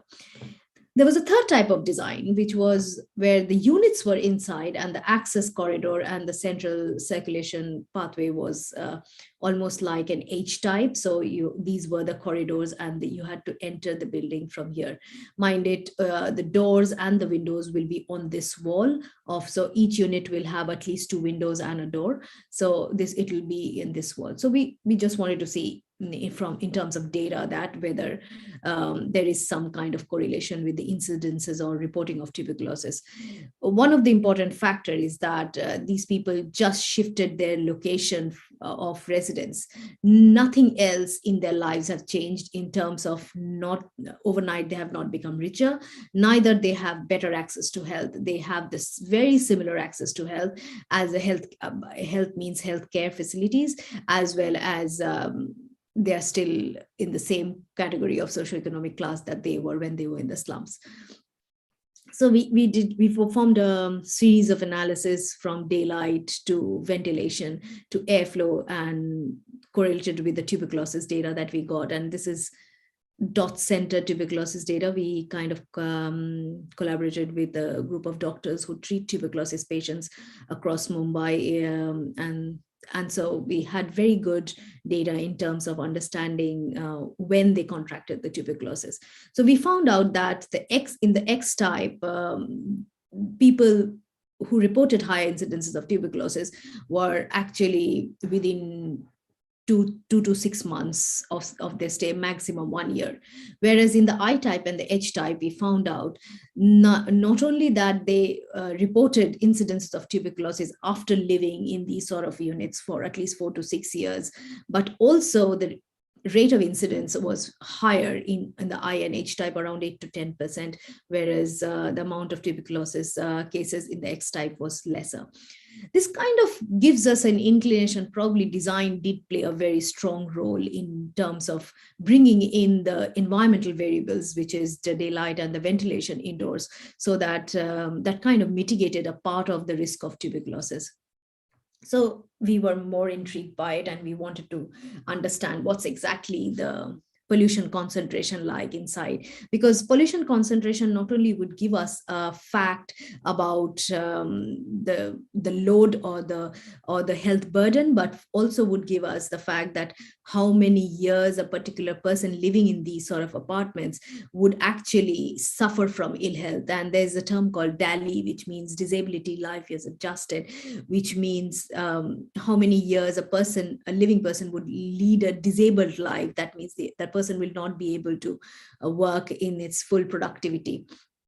So we conducted a campaign. We also kind of rented an apartment in these one of these units, and we emulated their lives for the way they cook, the way they live, the things they burn, while like in the morning, a particular person, how a typical day would look like. And we conducted these surveys, and you can see in this picture, this is me cooking along with my very, very, very bright students. We were conducting the experiments while the other monitors were recording in our activities typically. And we did this in separate combinations. We did a measurement campaign in our test unit. We also installed a huge amount of sensors across the whole neighborhood. So we had data from the first floor to the top floor spread it across where people were actually living, versus we also had a test control sort of a data where we kind of control the environment. Like at one point in time, we closed all the windows and then we recorded our particulate matter concentration. At point in time, we closed windows, we shut down fans, or we open windows, we switch on the fans. So we had a multiple permutation combination of different sorts of ventilation strategies that can be applied in this sort of a resource constrained environment. And we found out, we were also aware that Mumbai is not a very clean city in terms of pollution. So outdoor pollution was quite high, but we were measuring the on-site pollution, and the I type and the H type pollution levels were phenomenally higher than what was being recorded by the meteorological center. It was around 250, whereas we found it was the measurements were around 1300 or 1600. So it kind of as a maximum. So it kind of gave us an inclination that in the site there was quite a high level of pollution in the micro environment. And then we kind of use that to kind of normalize the data to find out what would be the annual average concentration of these in the H type, which we felt and we knew that was reporting the highest number of tuberculosis also. So as per World Health Organization, the World Health, the limit is around 25 while a person is cooking, where for India and developing countries like India, World Health Organization has set an exposure limit of 40, and we were having around 350 in these houses. And that is if they were cooking in a cleaner cook stove or a cleaner energy, which is LPG. Whereas if they were mixing the fuels in terms of doing fuel stacking, like mixing the fuels for their cooking activities, it can go as high as 2,500 to 3,000. And obviously, we want to see if these houses are being is the future of residences in developing countries like Mumbai, then are they performing better in terms of slums? And we found out, although the slums had higher incidences of certain spurts of higher concentration, but the number of times or the time of the duration of the higher concentration were lower in the slums, whereas in the SRA units, the concentration remained at a very high level for a longer duration of time, which means people living there, which is typically the female and the children who have spent more than 90 to 95% of their times indoors, they would be actually contracting these sort of the ill health burdens of higher concentration, living in a high concentrated particulate matter concentration. So we kind of tried to develop, is there a passive solution that we can do? So we said that just by opening windows while cooking, you can reduce it to a certain level. So if it's below we wanted to bring it below the ambient level. So we found out that using HEPA filters and creating a partition wall could actually generate a lesser, kind of reduce the burden to quite a high level, almost by 98%. But there's a no-brainer. If you just install an extract fan, it can actually create a very high impact in terms of clearing out the pollutant concentration. But when we looked in reality, and this is where the data from qualitative surveys become very, very important, we looked in reality, these houses are being inhabited by 6 to 11 people on an average. That means the household size are quite big, and that means there is a lack of storage space, and the windows are typically used for that. Also, since the windows open up to an access corridor, most of the time they are probably covered by some sort of covering. And since extract fans are not installed outside the window, that means they have to keep their windows closed in order to get the full efficiency of the extract fan. Also, the windows were not standardized double shuttered windows. That means the window itself was actually 50% open because it was a sliding window. So in a sense, this is when the data from the sensors plus the data from the people becomes very, very important, and we combine this to develop new solutions for that. This brings us to the question that if they are living in these sort of units, there's a general notion probably they consume the least amount of energy. So we were interested because COVID gave us the opportunity to actually record these people for a very longer duration of time. So we had sensors installed in these units from 2018. So if you can see the signatures, you can see a very sharp rise of energy consumption in 2020. And that was quite a revelation for us, because we thought probably they would not use as much energy as any other households. But when we compared it with other type of household, because we had the data for that, we found out that the major change, actually the highest percentage change, came from these sort of households. And that's a big concern, because if moving forward we go into a hybrid world where living indoors becomes a norm, then understanding energy transitions become very, very important. So we actually understood that there were multiple, we kind of categorized the data to see there were multiple signatures of high incidences. Finally, coming to the last part of my talk, where we wanted to get energy usage data. But installing sensors is a very tedious task, as well as it is very difficult to perform in these sort of environments. So we started looking, does films gives us some sort of information about data?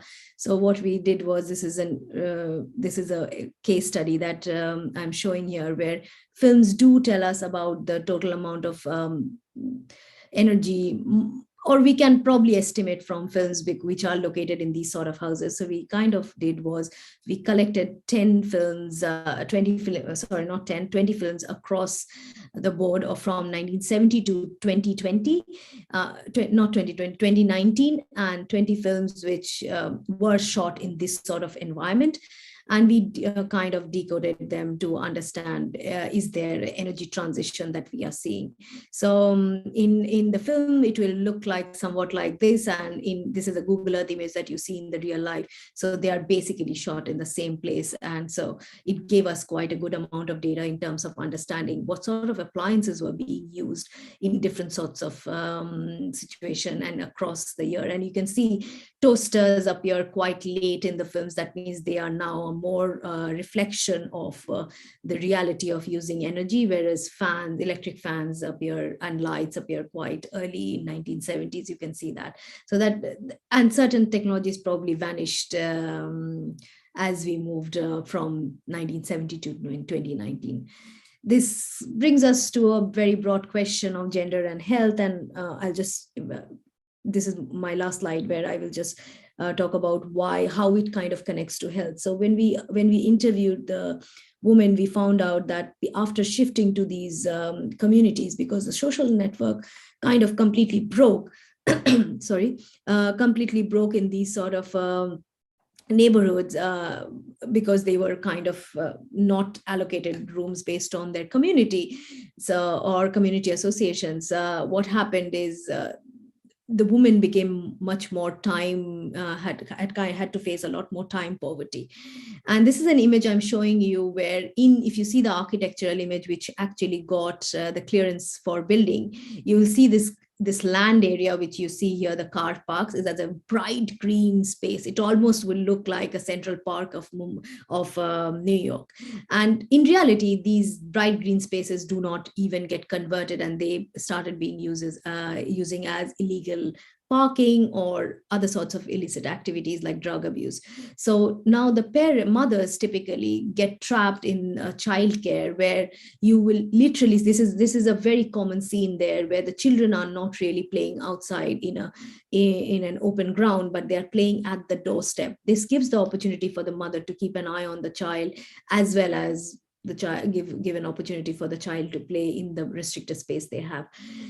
So we've actually found living in these slum rehabilitation housing left women with very little time and money. That means women who were actually in the informal market when they were in the slums, they kind of stopped going to, kind of lost their jobs because their social network broke, because all of these jobs are actually very strongly linked to their social network.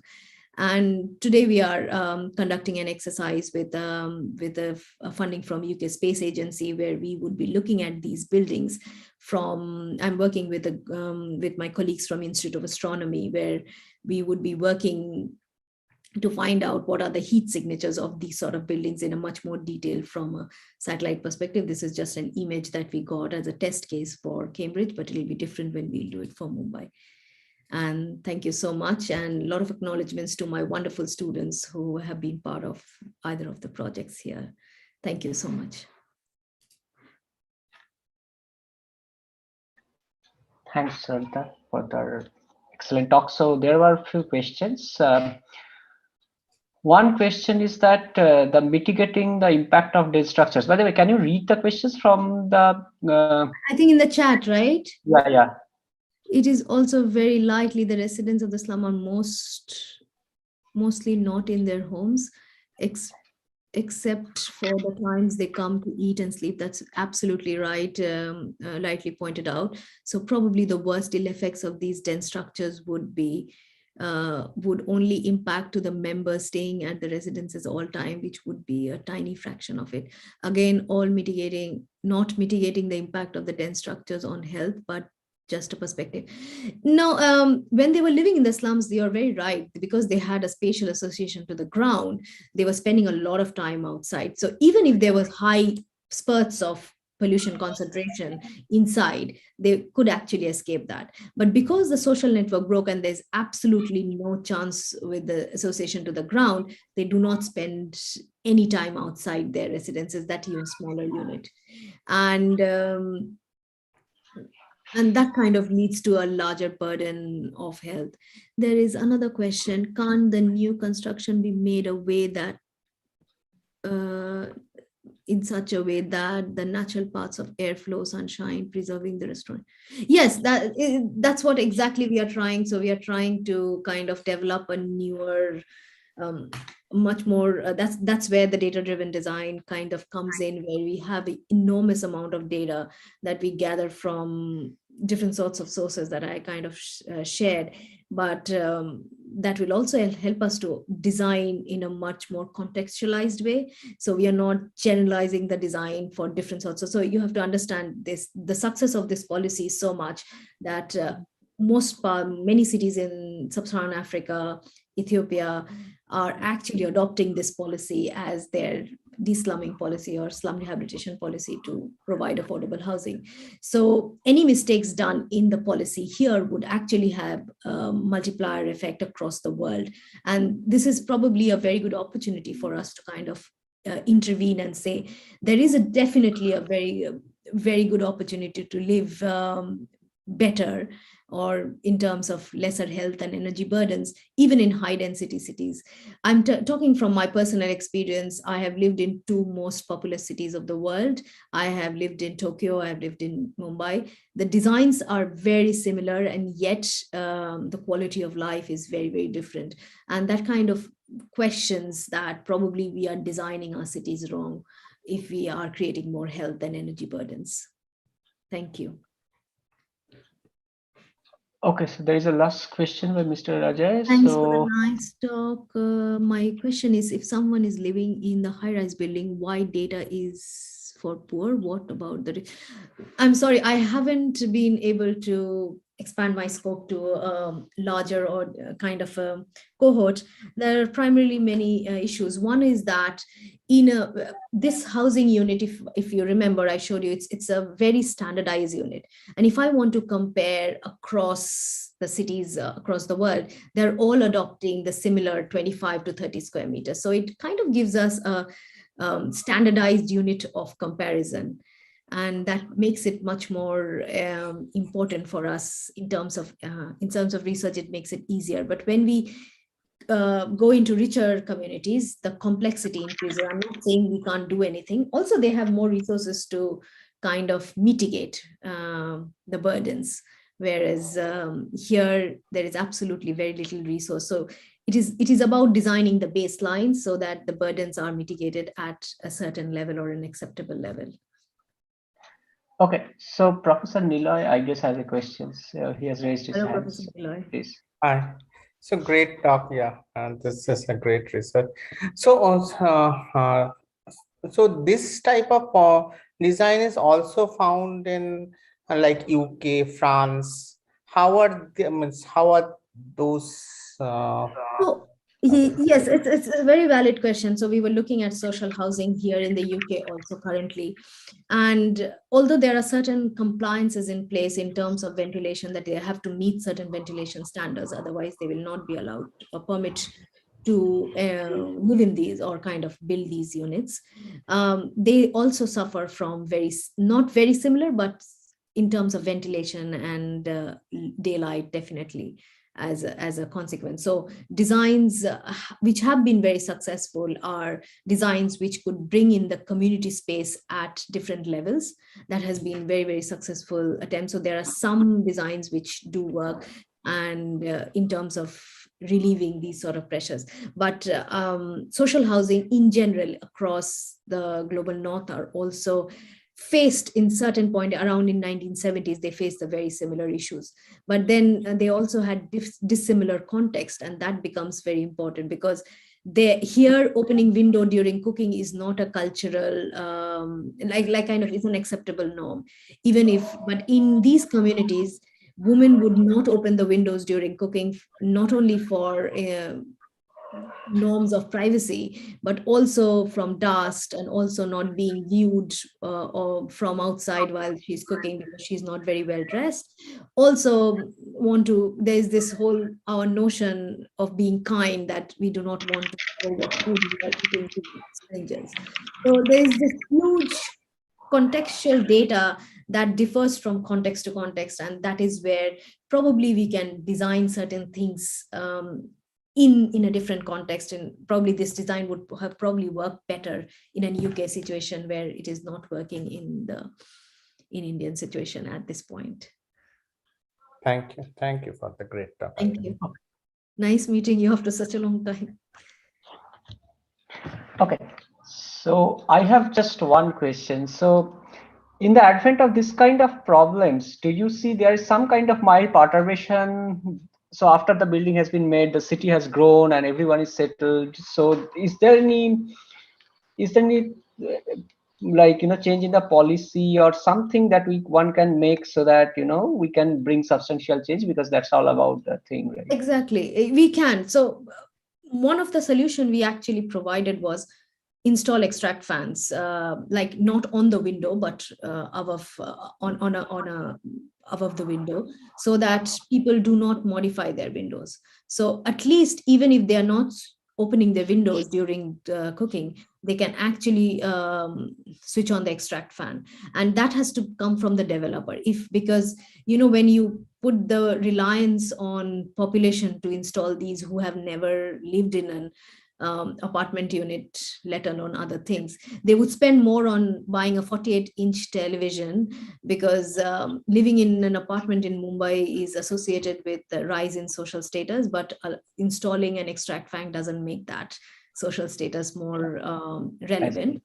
So certain things has to be. So I sometimes call, whenever I'm providing solutions, I sometimes try to find out pathways within their behavioral strategies, and then make the more invisible infrastructure, I think.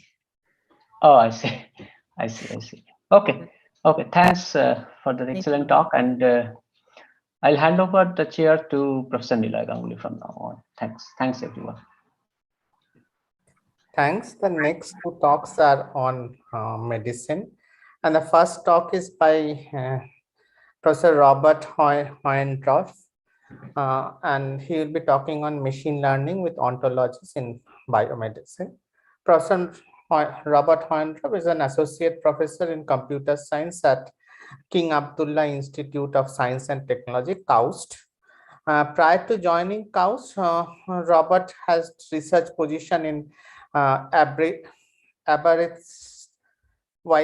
Am I correct with the pronunciation? Aberystwyth.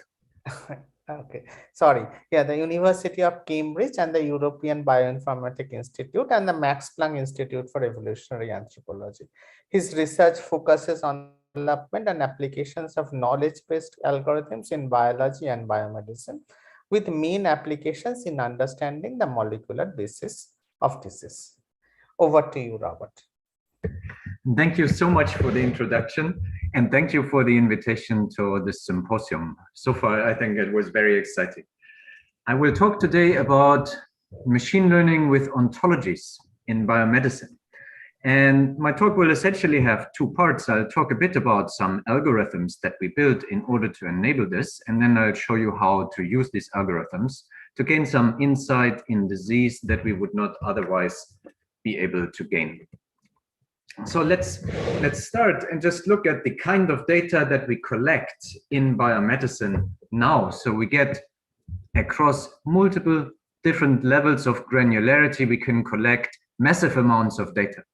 And this ranges from the genome to the proteome and even the metabolome. And then we have clinical data. And so you know this kind of data, or you will see different types of it whenever you go to a talk about data-driven research in biomedicine or even in biology.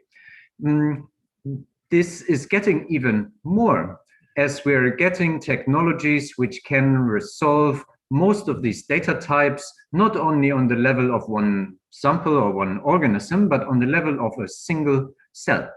And the big challenge when we can collect this type of data is how can we combine it in a meaningful way so that we can understand how information from the genome relates to the epigenome, to the transcriptome, proteome, and so on. Both on the general data type and then also on specific applications, such as, for example, for single cell sequencing and so on. And in order to enable this, you can see these little arrows here that I drew there. And this is a kind of information which is not entirely database anymore. So here we can measure things, but what we'll get is these little arrows. They come from knowledge, and this knowledge is stored in knowledge bases, or they form some micro theories. So you may think of a micro theory in biomedicine as a biological pathway, basically a small representation of how a certain biological process functions and what mechanism is underlying a certain outcome. We can represent this in knowledge bases or knowledge graphs, or we can represent it also quantitatively in some kind of models in systems biology. But the key point is that most of this information comes from experiments. So a lot of this information will come from experiments where maybe a biology or biomedicine PhD student or a postdoc spent a year or 2 or 3 years in the laboratory, and then in the end wrote one paper, and then it becomes one fact. So something like bindings between proteins, the function of a particular gene or gene product, and so on. So this is why we have in biology and in biomedicine very large knowledge bases. They come essentially from over 100 years of experiments in life science. And this is one part of the knowledge that we have available and that we need to utilize if we want to build models in biomedicine which do anything reasonably complex. And there is a second type of knowledge that I will focus on, and these are the ontologies. And ontologies are not things which come from experiments, rather they define our terminology. So an ontology, by the classical definition by Gruber, is a conceptualization or an explicit conceptualization of a domain. But essentially what ontologies do is they describe the classes or the concepts that we have in a domain and how they relate to each other. And they do that in the form of axioms. And I just put 2 axioms here. These are not things which could be tested or validated by any experiment. They are not the result of any observation. Rather, they are a formal representation, these axioms, of part of the language that we use in biology. So here, a macrophage apoptosis is simply an apoptosis which occurs in a macrophage. And this is a real axiom from an ontology called the gene ontology. I'll say more about this. And then we can go to another ontology called macrophage, which describes what a macrophage is. It's from the cell ontology. It tells us, well, a macrophage, which is the same concept as in the first axiom, is capable of some phagocytosis. And from there, we can then reason about what other processes macrophage apoptosis as a biological process can influence. Now, none of this is testable. It's simply the language that we use in order to describe or characterize our experiments. But how these concepts are related, this is essentially a construct that maybe that a lot of experts have created in literally hundreds of years of manual work in creating biomedical ontologies. It was a very large effort for maybe the past 20 years, since about 2001, when the gene ontology first came out. And these days, there are over 500 ontologies which are used, and they're used in almost every database in biology and in biomedicine. So almost all of them, whether they start from some very basic biological processes or they go to clinical applications, use ontologies in one form or another. So my research tries to find ways in which we can combine the data that we measure, so the original data that we measure, so genotypes, transcriptomes, proteomes, metabolomes in biology, and combine it with what we know to be true, either from formalized knowledge bases or knowledge graphs, they're on the left-hand side of this figure, or ontologies. And then on the right-hand side, you have the data. It's essentially unstructured. And they use very different principles in artificial intelligence.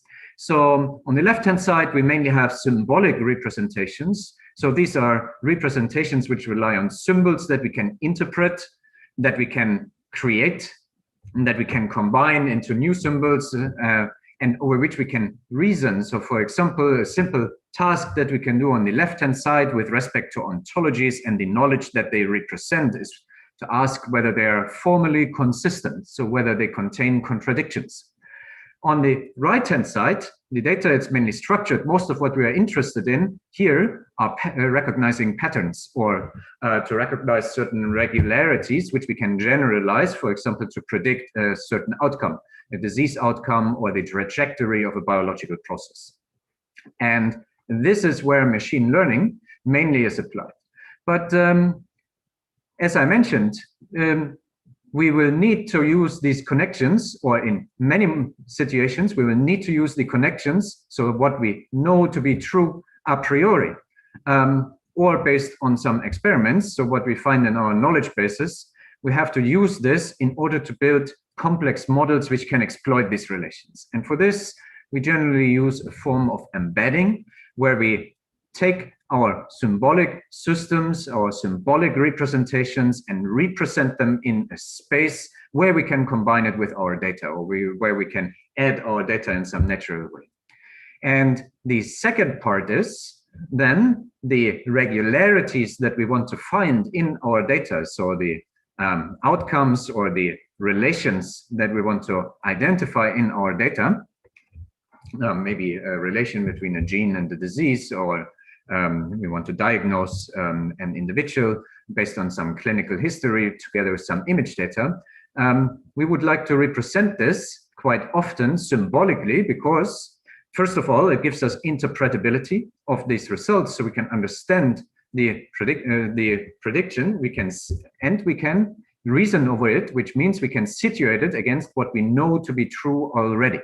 So we can try to trace back, and we can test whether it's, yes, so we can test whether it's consistent with what we know, and whether it's consistent with other predictions that our system may make. And I would start first by talking a bit about these embeddings, because this is quite interesting and goes beyond some forms of embeddings that you may know of, which are maybe knowledge graph embeddings. But so let's try to look at what I mean when I say embedding here, because it is a slightly different meaning than is often used in the machine learning community. So I take the classical meaning of an embedding, where we want to find a morphism or some map from one mathematical structure into another structure, such that the first structure is preserved in the second, of course, maybe under some different operations. But we want to preserve some properties of the first structure in the second. And here, I mean, the idea of embedding, and I think many of you will be familiar with that, is that maybe the second structure allows us to do some things better, or maybe it enables entirely new things that we could not have done in the first structure, while still preserving some of the properties of the first structure. So for example, our first structure usually will be some symbolic structure, X, that we want to represent in usually some kind of real valued vector space, so that we can use it with modern machine learning methods. So, or we can just use it to determine similarity and so on.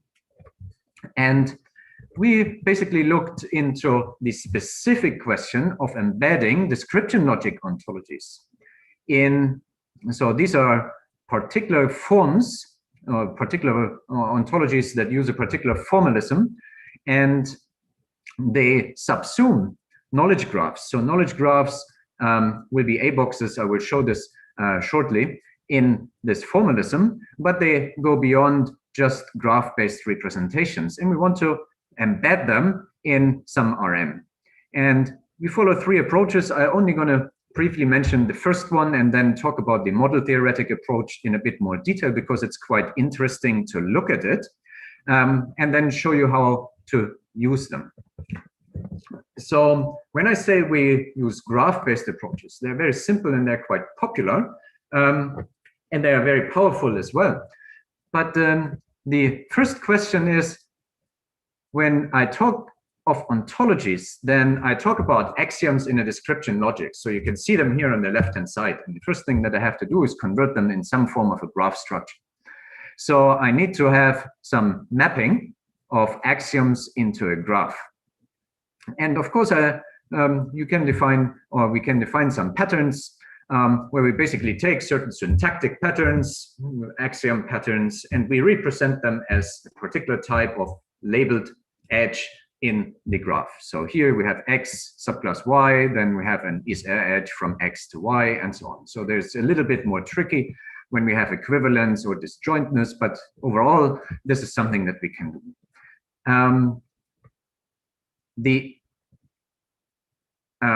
Since we use ontologies where we can reason, this is not only something that we can do on the axioms that we assert, but we can also do this on the axioms that we can infer deductively. So I just put 3 axioms here. So X is a part of some Y, Y is a part of some Z, and part of is a transitive relation. From this, we can, so this entails that X is a part of some Z. So this is simple transitive inference based on these 3 axioms. And we can do this, this kind of mapping from axioms into a graph, either just syntactically in the asserted axioms, or we can use some kind of theorem prover or some automated reasoning system in order to do this in the deductive closure of the ontology. And then once we have a graph, we can represent this like this. So this is essentially a graph which has some proteins. It's largely what you probably will call a knowledge graph. I put this inferred edge here. So this is just an inferred has function edge between a protein FOXP2 and this gene ontology function, this go colon and with some index. These are classes from the gene ontology. When we have a graph like this, so this is basically, we can do this based on a mapping, based on our axioms, and then we can represent our graph like this, our ontology like this. And we get this graph, and then we can use a number of different forms of embedding this graph in some Rn. For example, we can use iterated random walks, so something like node to back or deep walk, where we generate some random walks, we repeat this, and then use some language model or like word to back in order to embed this in some in Rn. There are some other group of methods. These are these translating embedding methods. So they have an explicit objective where they have an explicit objective functions.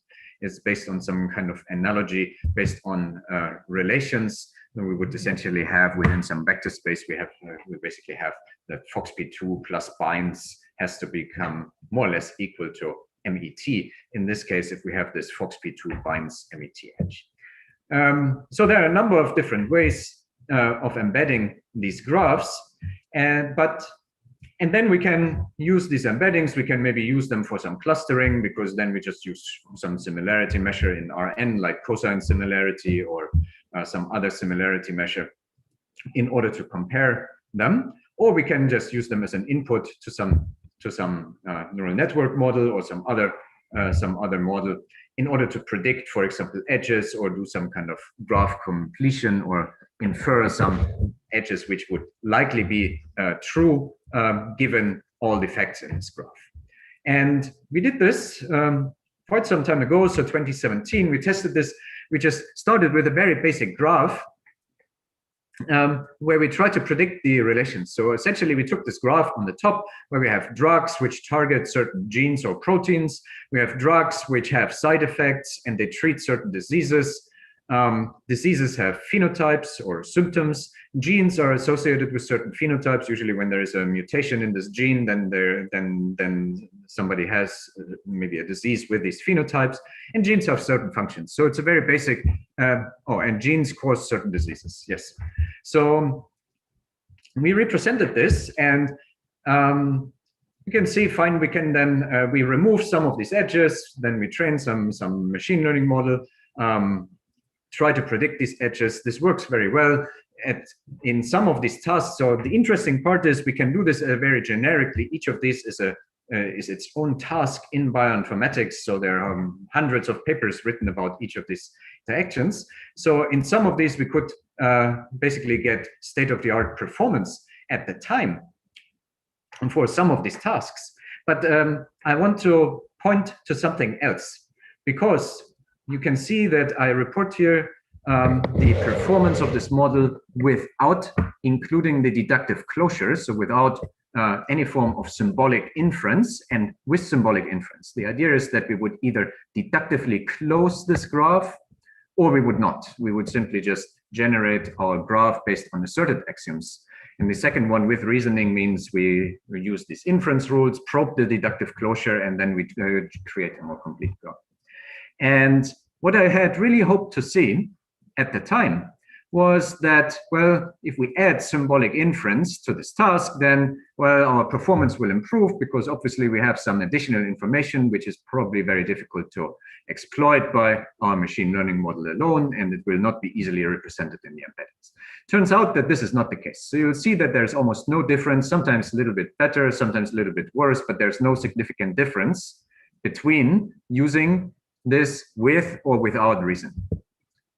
And this was a little bit frustrating to me. So we went back to the drawing board and looked at some different ways of doing this better, because it was my feeling that we should be able to utilize, if we are able to utilize these axioms in the ontologies and in this graph, in the knowledge bases, well enough, then the performance should improve substantially. And when we look at this, if we look at some of these axioms, there's one thing that you'll also notice, that these axioms don't really follow the patterns that I have shown, and they're quite hard to represent in a graph. So these kind of axioms, and you'll also find them in biomedical ontologies. So you have things like cell growth, which is a growth which results in the growth of a cell. And this is a rather complex axiom, so it's very difficult to represent it as a graph in the first place. So this is the second reason of why we need something better. So the question is, can we somehow find a way to embed these axioms directly? So we went and we built some other methods. They worked for some class of problems. They worked quite a lot better. And there also the deductive inference or the reasoning part helped. These were Ontotobek and OP-Atobek.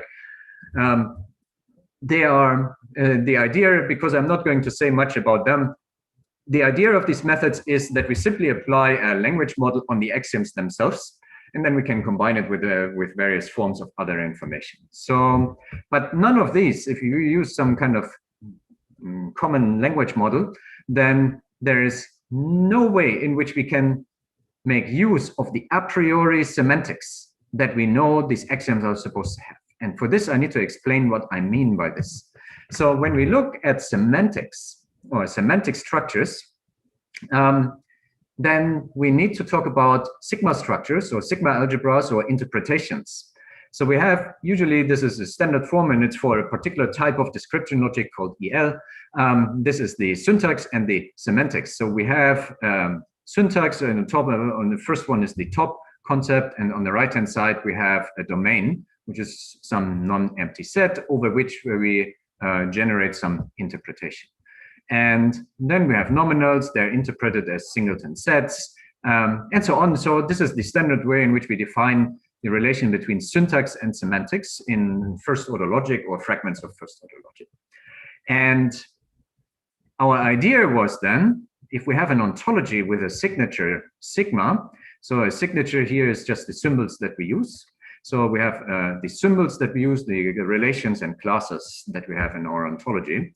Then our idea was to find an embedding which maps this into this sigma structure, so into an interpretation. So we want to find an embedding which actually generates a model of the axioms in the ontology, and the model means that all the axioms in the ontology will actually be true in this model. So basically this relation is satisfied for all the axioms that we have in the ontology. And we know that this is that we can, at least in theory, do that, because we know that at least this logic, every theory has an infinite model. So any consistent theory has an infinite model. And if it has an infinite model, we also know that we have a model in Rn. So this is just the theorem of Löwenheim's golem in the upward direction. So what we have done is we basically define an embedding for relations, embedding for classes. The idea here is that we map our classes to n-balls, so basically kind of spherical objects in Rn, such that the points which are within this sphere or within this ball will be in the extension of this concept. So each concept is mapped to this n ball, and then we map relations as a transformation between them.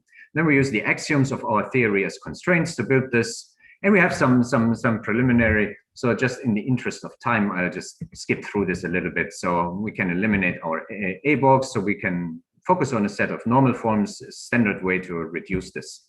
And then minimize our loss. We have one loss function for each of these normal forms that we end up with. So just to show this here, so we have essentially, just show it on the next slide. So essentially here for C subclass D, we force C to lie within D. For C subclass of exists RD, then we force C to lie in D transformed by R. So this arrow here in the middle is a transformation by a relation. And when we look at this, you can look at how this generates. This is an embedding of this small knowledge base on the right-hand side. So you can see that here there is male. It will essentially terminate even with a loss of 0 when male lies within person based on the first axiom, and so on. And the very interesting thing is that we are also able to prove a kind of soundness, which means that if we are able to reduce this loss to 0, then we are guaranteed that this theory has a model. So it's consistent. So this is nice because we have some form of formal guarantee, but there are a number of problems. So essentially, and this is ongoing work that we're doing now. So the problem is that intersections of two balls is not a ball. So we switch to rectangles or axis parallel rectangles instead. Our relation model is very simple and the expressivity is rather limited. And soundness is guaranteed, but completeness, so the other side is not. So this is still a big limitation. So we also have a library called MAUL. You can find it on GitHub. We want to make it a hub where we implement all the methods for machine learning with ontologies, with OWL ontologies.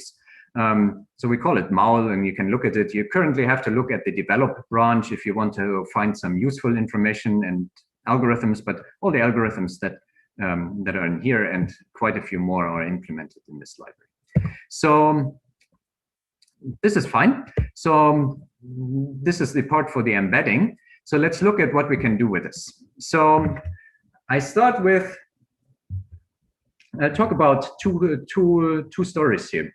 One is about rare disease, and when we want to, so a rare disease is essentially a disease which affects very few people. They are very difficult to diagnose. Many of them, or most of them, are due to some genetic variants or genomic variants, which are inherited in a Mendelian fashion. Quite often, these are single nucleotide variants. So there's a single base pair in a genome, which is somehow different, and it causes sometimes very tragic disease. Of course, this is not only for diseases. We don't only have to, we are not only interested in diseases. Sometimes it's beneficial if we want to look at a positive trait, for example, from some crop or some relative of a crop, and want to say, okay, somehow we found this wild tomato plant and it has huge tomatoes. So why does it have these large tomatoes? So we want to find out which of these variants, Mendelian here, for Mendelian traits, is related to a certain phenotype that we observe. And there are a number of questions that we have to answer that we cannot easily get from clinical information. We cannot get it from whole genome sequencing data. So we have to know, first we have to find out whether this variant affects a gene function. So for this, usually we use some kind of structural methods. We have to find out which gene. For this, we need to know the annotations of the genome, of the human genome, where is which gene and how do variants affect particular genes. Then we need to understand the pathways and networks in which this gene functions, or this gene product, usually protein, functions, in order to exhibit or to do what it does. Later on, we need to understand how this affects the physiology of the organism, and if there are any interactions with environment, then this is also quite challenging. So we need to understand all of this. And most of this information, or a lot of this information, can be found in both knowledge bases and in biomedical knowledge bases and ontologies. And for this, we have built, so we need to rely on some background knowledge and this is something that we find in ontologies and knowledge bases. So we have built a system, and it's essentially, I just show these results first.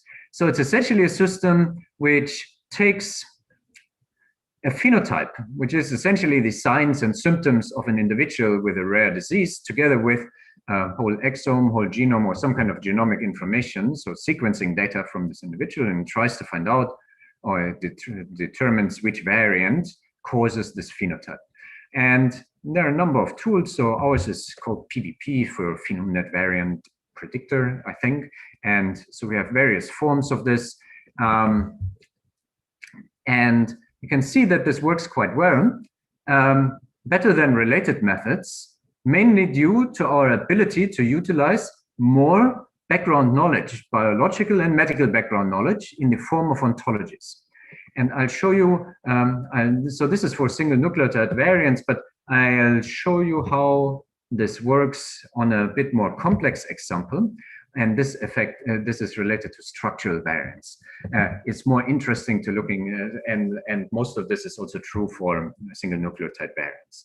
So structural variants are not changes of a single nucleotide, but they're changes of usually quite a lot of nucleotides. There might be a whole arm of a chromosome maybe missing, or large parts of a chromosome are duplicated.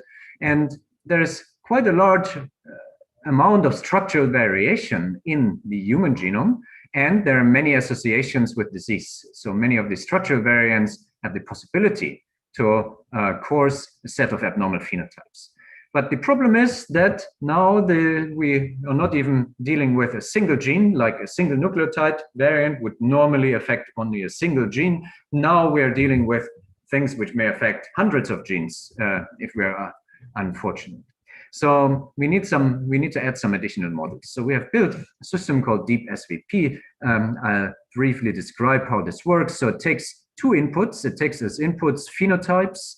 So this is clinical information. So it's essentially what are the symptoms of the disease in one individual, and these are rare diseases. Many of these diseases don't have a name, so we cannot just say, okay, it's a disease. We have to break it down into its symptoms. So these are the symptoms, signs and symptoms, and then this VCF file, this is the genomic information. So we do the first thing. We essentially use an embedding method which combines ontologies, quite an amount of background information, including protein-protein interactions and so on. I have this on the next slide, and generates an embedding. Then we have an embedding for each gene based on what we know this gene is doing, the functions of this gene, the phenotypes, which if we know any phenotypes associated with this gene on one side, and then either the disease or the individual patient phenotypes will be the second kind of embedding. And then we have some model here which will predict for each gene and for each disease whether they are likely, so whether this gene is likely causing or involved in this disease given only by its set of phenotypes. So this disease is not a disease in the normal sense. It's basically just specified by its symptoms.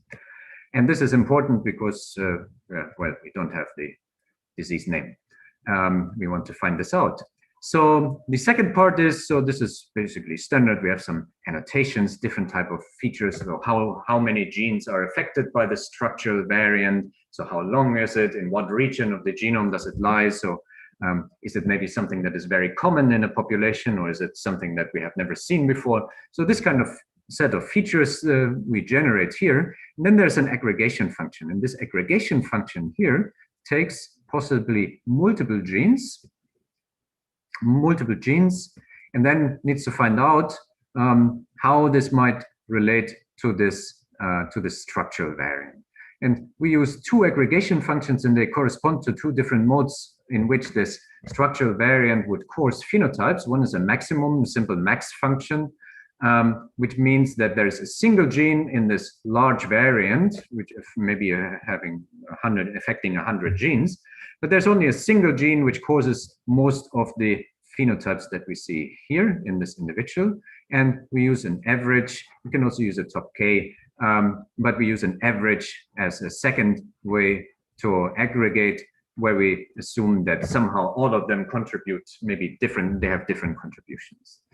And then this goes into a machine learning model, all combined, and it predicts for a structural variant here, a copy number variant. It predicts whether it's likely to cause the set of symptoms that we have seen in the individual or not.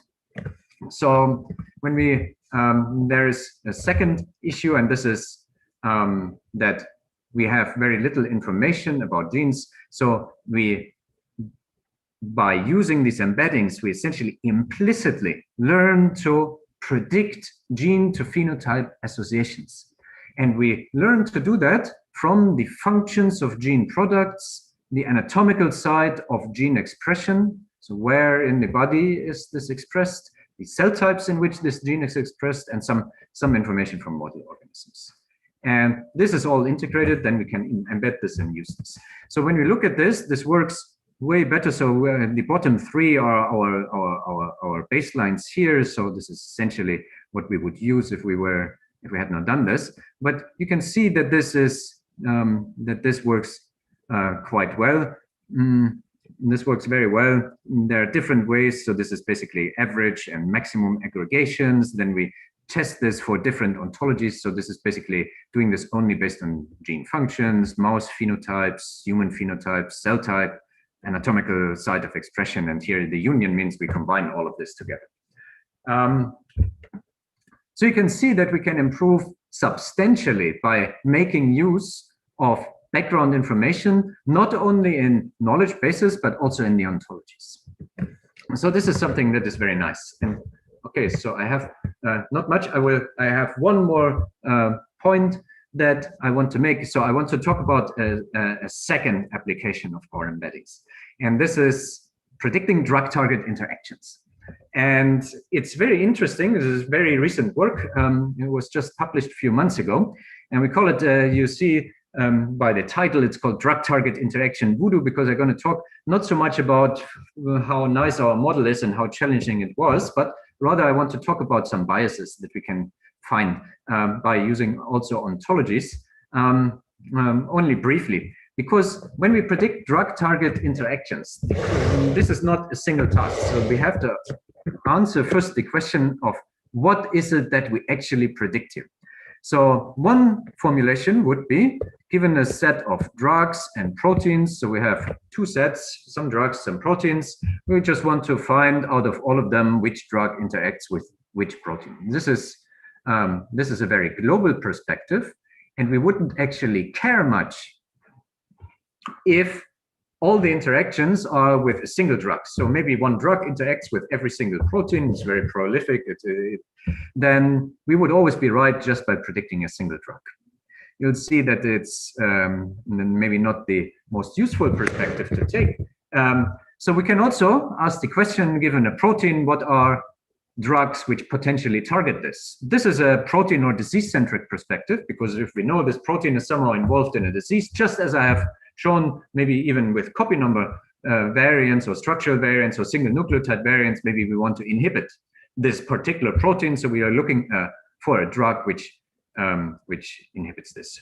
And we can do this the other way around. Also, we can do this for given a drug, we want to find the proteins, then this is maybe a way in which pharma companies would find new uses for that drug. But the key point is that the evaluation and probably also the training will be quite different. While the global perspective, you would simply take all the predictions of all the pairs, generate some macro averages just over all of them together, all in a big list, and then you can kind of report performance.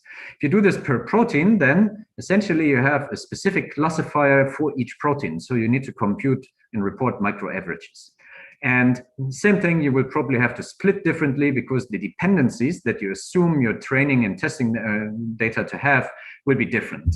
So in the global perspective, it's fine if there are certain dependencies. between training and testing data, because that is kind of what this model is supposed to exploit. While if you have given a protein which drug targets this, you would probably want to split by proteins so that you can determine how this actually works if you have never seen this protein. So we have built this model. It's quite interesting. It has two sides. It generates some protein embedding and drug embedding. It uses our ontology-based embeddings together with some structure embedding, so based on protein sequence. Same for the drug. It uses some ontology embedding, uses different type of information about drug side effects and so on, together with a structure embedding of the drug. So the chemical structure combines this. We have a graph neural network that we use with some residual connections, mainly the graph is a protein-protein interaction network. So it's essentially, the idea is that the effects of drugs will be the result of a network effect in some cases. So we wanted to have this as well. So, but let's look at this. Okay, I only have 2 minutes left. So let's look at the results of this. What we'll find is, usually you get people to report in bold, they always do the best. I'm not doing this, so we do this, then if we do this macro ARC, Voodoo does not do this. It does not actually outperform any of our state benchmark methods. And this naive predictor, which I will, so this naive predictor is something that we have built.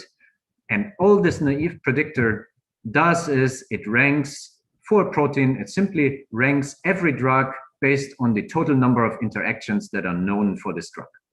So for every protein, it ranks, drugs are ranked exactly in the same order, just by the total number of interactions that this drug has. That gets close to state-of-the-art performance, even in macroAs. And we're even worse than this if we do this. But if we look at micro averages per protein here, you can see, so in a protein split, and we split by protein, then you can see that Voodoo, or our Voodoo method, actually works much, much better. And you see also that this is very consistent because of the way that we have trained in the different evaluations. And this was exactly the aim here, to have this balance and to get rid of these biases. So, okay, I think my time is up. So I'm going to not talk about this.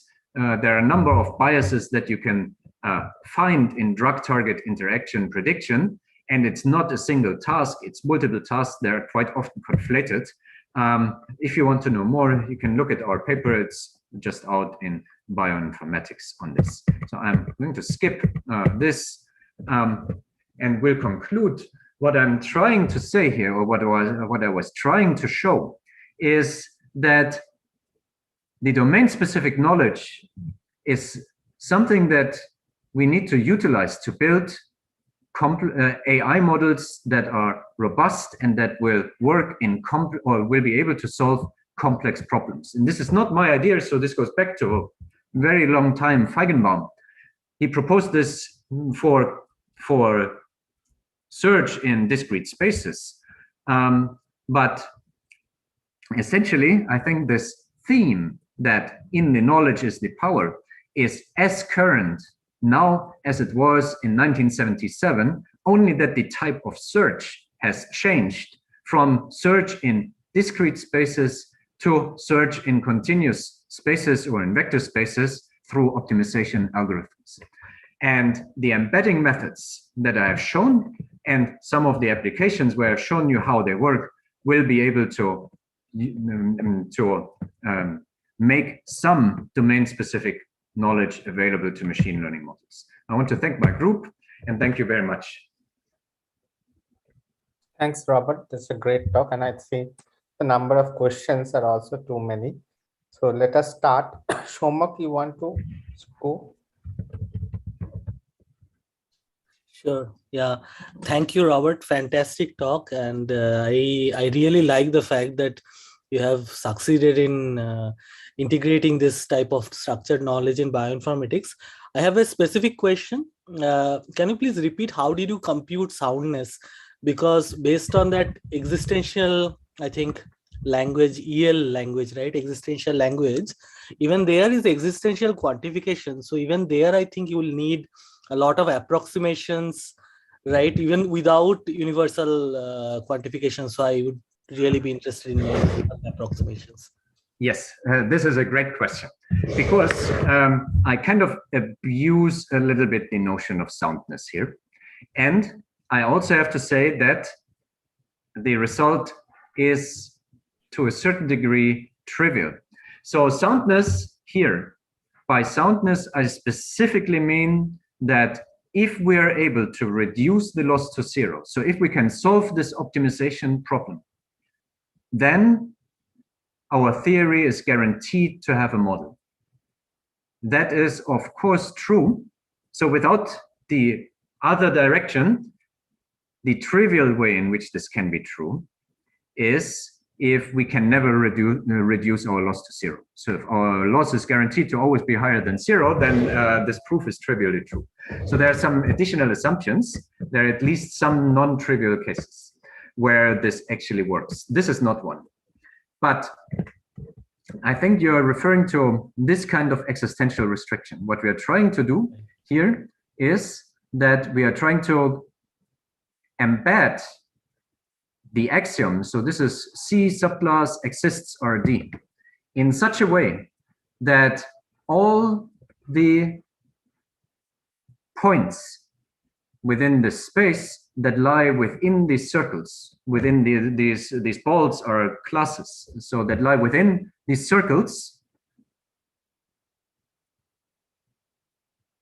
lie in the interpretation of R. So here our interpretation of R is a certain transformation. This is basically it's basically that if we add R to any of the elements in D, so two elements stand in relation R if one element from X and Y stand in relation R if X plus R equals Y. And that is the formal representation. So it's basically just this shift by a vector called R, and this is essentially just the trans E property. And what this loss does, I don't write the loss here, but what this loss aims to achieve is that this remains true for every element in the extension of both C and D. So that if we apply C plus R, it will have to lie within D. Sure. Yeah, great. Right. Makes There's sense. another question. Abhishek. Abhishek, you want to ask a question?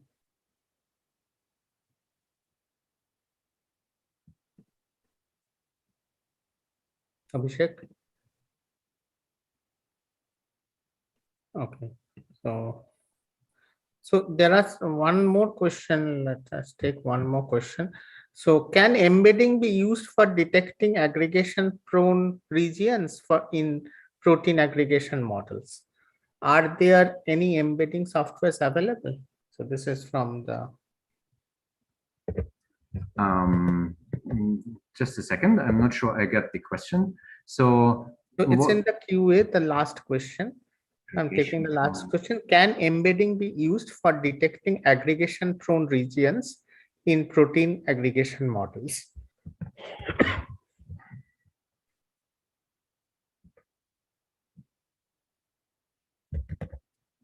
I am not sure. I do not know. To be honest, I do not know. I do not know enough about protein aggregation models to answer this. Maybe I can get back to you on this question. Great. So thank you for this talk. It's a great talk, and this topic is also very, very interesting and upcoming. So there are some questions which I have not read out. So if you can read out and answer them during offline, that would be great. Thank you very much. Thank you. So our next talk is by Professor Marinka Jitnik. So Professor Marinka Jitnik is an assistant professor at Harvard University with appointment in the Department of Biomedical Informatics, Broad Institute of MIT and Harvard. and Harvard Data Science. Her research recently won Best Paper and Research Awards from International Society for Computational Biology, Bayer Early Excellence in Science Award, Amazon Faculty Research Award, Rising Star Award in Electrical Engineering and Computer Science, and Next Generation Recognition in Biomedicine, being the only young scientist with such recognitions in both EECS and biomedicine. Surely she is one of the rising stars in this area, and her topic is infusing structure and knowledge into biomedical AI. Over to you, Marinka. Hello, everyone. Thank you so much, Niloy, for this kind introduction. Thank you to the organizers for this wonderful conference. It's really a delight to be here with you today.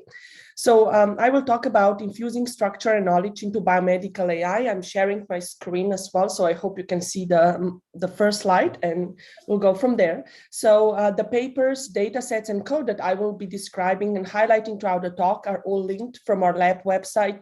If you go to zitniklab.hms.harvard.edu, you will find pointers to code bases, data sets, and more resources. So with that, let's begin. The first question that I'd like to ask and kind of provide my answer to, and that can stimulate the rest of this presentation, is to thought and probe a bit more thoughtfully about what makes biomedical data so unique. And I think there are a variety of aspects and characteristics of biomedical data and applications that require thoughtful and careful development of machine learning models that can then also impact ML research at the more fundamental level. So first, it's very important that for most of phenomena that we are studying in biology and medicine, it is the case that there is rarely a single data set that can capture the entire complexity of that phenomena. Because of that, there is a need to integrate heterogeneous confounded data that span from molecules all the way to the level of society. And so that is challenging because that kind of view often does not fit into a more classic machine learning data representation where we think of our input data set being a single large flat data matrix, essentially. And so that's often not the case, as we have data that are multi-scale, that describe behaviors of molecules, individuals, even entire populations or communities, data that are heterogeneous in the sense that they come from in the form of experimental readouts from biotechnological platforms, curated annotations, or even self-reported measurements. And they might be confounded in a variety of different ways as they're generated by different technologies and measurement platforms. So that's a kind of a very unique but incredibly important and central challenge in biomedical data set. The other is that when we think of machine learning on biomedical data, we often do that in order to discover some of new fundamental insights, but then also guide downstream experimentation either in the wet lab or in clinic. Because of that, we need to have models that can translate predictions into actionable hypotheses, meaning that it's no longer enough to simply optimize models for accuracy, but there are a variety of other auxiliary criteria that are equally important, or in certain applications even more important than only optimizing for a particular, for your favorite performance metric. And so the third challenge that I think makes also biomedical data quite unique together with the first two is that for problems that are very new, that are really at frontier of science, there is typically very little labeled data available. Not surprising in a way, right? So if a problem is new, of course, it's of great interest for study in order to advance that particular area of biology and medicine. But just because of that, we often have a lot of very little labeled information. And so training of standard supervised learning frameworks is then, because of that, often not feasible. And so that's a challenge because many recent breakthroughs in AI have depended on lots of labeled data being available that then allowed models to achieve broad generalization. And that is often not the case when we are tackling new problems. In particularly problems at frontier of science. And I will give concrete examples of that later in the talk. So the way we are tackling these three challenges that I just outlined in my group is through the use of networks or graphs that we see as a universal language that allow us to bring together very heterogeneous, interconnected systems and represent them as networks or graphs. And so that allows us to kind of identify and model interactions between proteins within a cell and other types of molecules within a cell, how those behaviors of molecules are changed when external agents such as therapeutics and drugs bind and target particular molecules. And so how all that interacts within a human body, within an individual that might have multiple diseases at the same time. And that individual is of course embedded into more broader healthcare system or entire population. And so you can see that across these different scales, there are networks everywhere because the data is so in our system and biological systems are so interconnected and intertwined. And so networks or graphs are very effective representations to bring heterogeneous data together. Once we have those data sets, the question then becomes, how do we learn and reason over networks and produce very accurate predictions that we can also interpret in a meaningful way? So we have been particularly interested in developing core new graph neural network architectures over the last several years that have emerged as a leading paradigm for deep learning on networks in biology and medicine. And we've seen many areas of success across different subfields, as well as in other fields outside of biology that I believe some of other speakers in this conference will be addressing or have addressed over the last 2 days. And so very briefly, the kind of the formulation of graph neural networks that we are using and I'll be using for the rest of the talk is as follows, and here's how you can think of it. So imagine we start with an input graph given to us by a set of nodes and a set of edges. In this particular case, we have some nodes that correspond to genes and then edges would indicate physical interactions between proteins that those genes encode. And so a graph neural network can be then thought of as a non-linear deep transformation function, here denoted by F, that maps each and every node from the input graph to some low dimensional, in particular d-dimensional vector that we refer to as embedding. So the idea here is that those embeddings should be learned such that two nodes that have similar local neighborhoods in their input graph, so on the left part of the slides, those two nodes should be represented and mapped by F to points that are nearby in the embedding space. So effectively now this function F is optimized such that it learns an embedding space that when performing linear algebra operations in that embedding space, it reflects the structure and topology of the input graph. And so depending on how we define when two nodes in the input graph have similar local neighborhoods and how that should be translated into that low dimensional space can give us a large number of different architectures. And so really in the last several years, really a number of architectures have been developed that operationalize this notion of different kinds of similarities on local neighborhoods of input graphs and different kinds of distances or metrics that define the notion of the quality of an embedding space that we're optimizing for. Most predominant approach of how graph neural networks are implemented today is that we rely on the neural message passing, which is essentially a kind of network propagation on steroids that allows us to learn what is the optimal way to propagate neural messages, which are initialized as embeddings throughout the network, following edges in that network, such that we get the optimized embedding space. And that is the paradigm that powers today's graph neural networks. GNNs have really shown success across a very broad area of broad types, diverse kinds of biological networks. in particular, we and many others have demonstrated that they are very useful for learning over patient networks, where you have networks where nodes are patients and connected by different kinds of relationships, such as familial relationships, medical similarities, and so on. Networks in biology, when we are concerned with modeling hierarchies of cellular systems or ontologies, disease pathways, various gene interaction networks or cell-cell interaction networks in single-cell genomics recently, as well as knowledge graphs. Across those very diverse kinds of networks, GNNs have been quite powerful.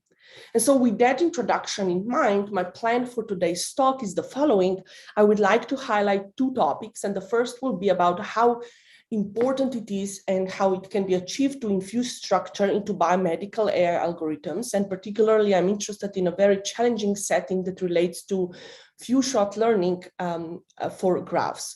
And I will describe an algorithm for that approach and then discuss two applications that relate to drug discovery and protein biology. The second part, I will talk about infusing knowledge into biomedical AI, and particularly I will focus on subgraph neural networks as an algorithm that we recently developed, and as an application, I will talk about using sub-GNN for disease diagnosis. So with that in mind, let's begin. So the first topic relates to few-shot learning on graphs. And so to motivate this project, let me spend a minute just kind of establishing the need for models that can operate and learn in challenging settings where only limited amount of labeled data are given. So the challenge is that existing GNNs require abundant label information in order to train accurate predictors. But what I argue is that those labeled examples are scarce in many problems that are at the frontier of science. And so examples of that include novel drugs in development that are drugs that are not yet approved, but are actually compounds that are being investigated for their potential to become drugs.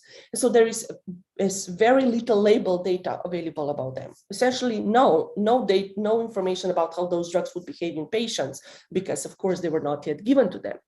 Think about emerging pathogen, novel emerging diseases that until very recently we have never seen before. So of course, there are no label data that one could readily use to train supervised learning frameworks. And many other examples exist as well, including modeling of rare diseases, identifying and diagnosing patients that are otherwise very hard to diagnose, and so on. So visually, you can think of this problem as follows. What prevailing methods assume is that our input graphs look like what is shown on the left part of the slide. We start with a graph that is already richly labeled. So here, for the problem of node classification, we see that many of the nodes on the graph, on this graph on the left part of the slide are already labeled as indicated by their node color. So given all that information, plus the graph structure, a GNN model can train a powerful node classifier. However, what happens in real world when we move outside of benchmark graph data sets, what we see is the reality that looks like what is shown in the right part of the slide, which is that we have these graphs that are vastly unlabeled, and there is this dark matter that represent our unknown knowledge. Most nodes have very little annotations, represented here by gray color, and only a small number of them have some labels associated with them. The question then becomes, well, how can we learn this challenging regime that is shown in the right part of the slide? So from the machine learning standpoint, that means that we need a strategy that will allow us to train and GNNs in such a way that will be able to operate in few-shot learning regimes. So let me introduce or suggest a solution to this problem. So first, I will just spend one slide on background on what few-shot learning is for those in this conference who might not be familiar with this term. So few-shot learning is a particular instantiation of meta-learning, which is a broader field, and few-shot learning is an instantiation of meta-learning in the field of supervised learning. It refers to a setting where only a small number of labeled examples called shots are available for each class that we want to predict. So what I'm showing here on this slide is an example of two-shot three-way image classification. So it's not about graphs, it's for image classification, just as an background, an example on few-shot learning. But the idea here is that it's called two-shot three-way learning because there are three classes that we're interested in predicting. And for each of those three classes, only two shots or two labeled examples are provided. So the way few-shot learning in this case would operate is through into two stages. The first stage is known as meta training phase. The second stage is known as meta test phase. In the meta training phase, we would take our model and we would train it in such a way that we would ask it to solve a large number of training tasks, where each of those training tasks is designed to be very challenging and challenge the model to learn how it and adapt very quickly to a new task with limited labeled information. So each training task here, as you can see, we have the task is to identify a predictor that can distinguish between images of three different classes, where two labeled images are given for each of those three classes. And so the hope is that we can identify a mechanism that can transfer information from one training task to the other training task, so that eventually, as the model is solving more and more training tasks, it will become better and better at quickly adapting to a new task, because it has already seen so many other tasks.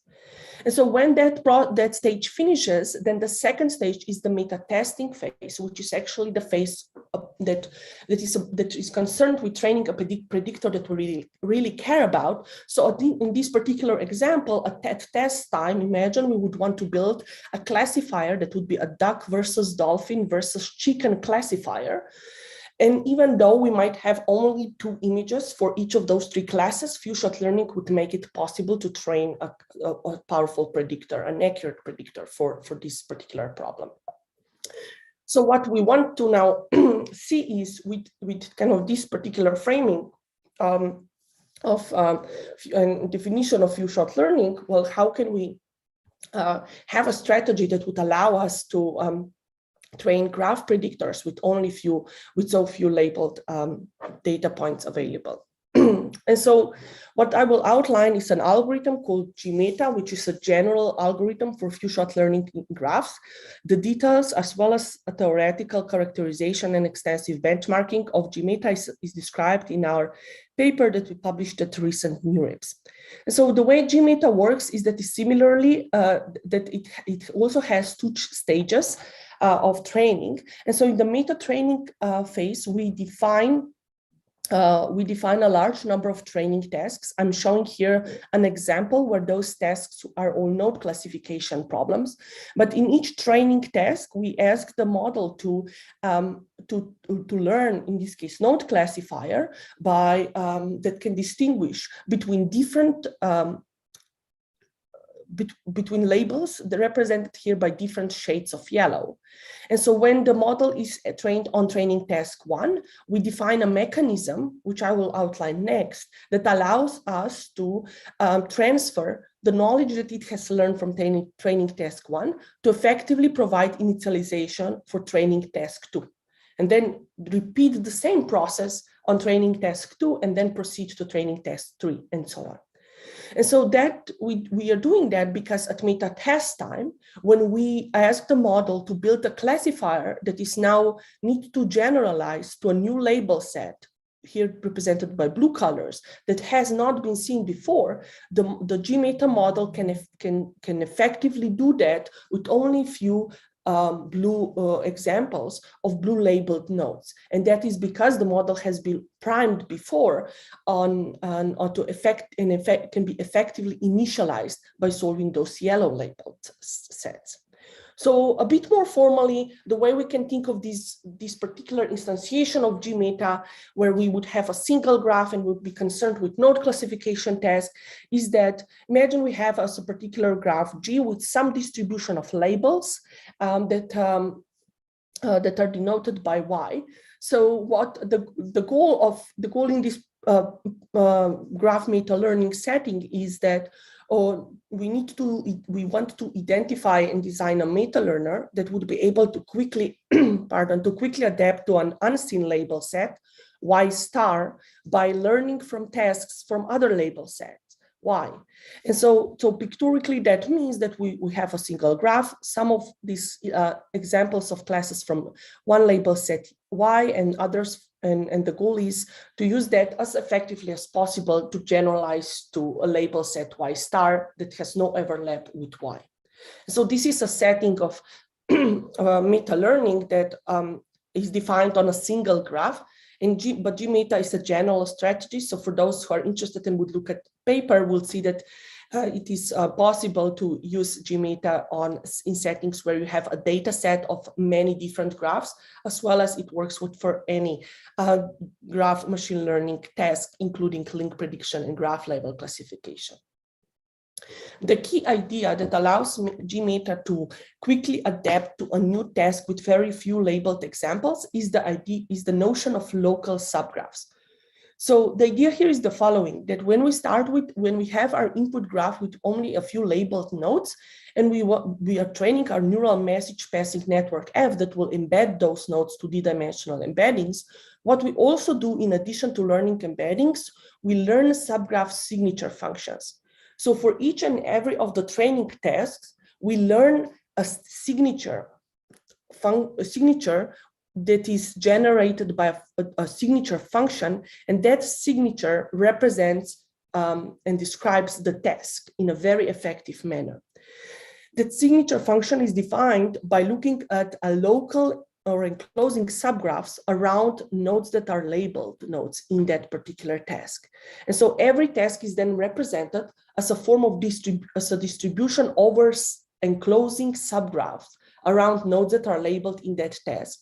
And that task is summarized by subgraph signature function. So subgraph signature function is the mechanism that the GMeta uses to transfer knowledge from one training task to the other and essentially map subgraph structure to an effective initialization for a new task with a new label set. So you might be wondering, why local subgraphs? Why would that be a justified approach? So that is possible to study from the theoretical standpoint as well as empirically. So from the theoretical standpoint, we showed that the influence of one particular node in the graph on the target node that we want to make prediction for decays exponentially as we move further away from the target node. So because of that, that means that if we learn signatures of tasks, but by looking primarily around locals in the structure of local subgraphs that surround target nodes, then we will capture and preserve near the same feature information, as well as if one would look at the entire graph and try to learn signature function of the entire graph rather than subgraphs. And as a side effect, that also leads to very scalable an algorithm, because we don't need to process entire graphs, but only subgraphs. Conceptually, the way you can think of the value of subgraphs is as following. When we are learning with graphs, we can leverage two sources of predictive power.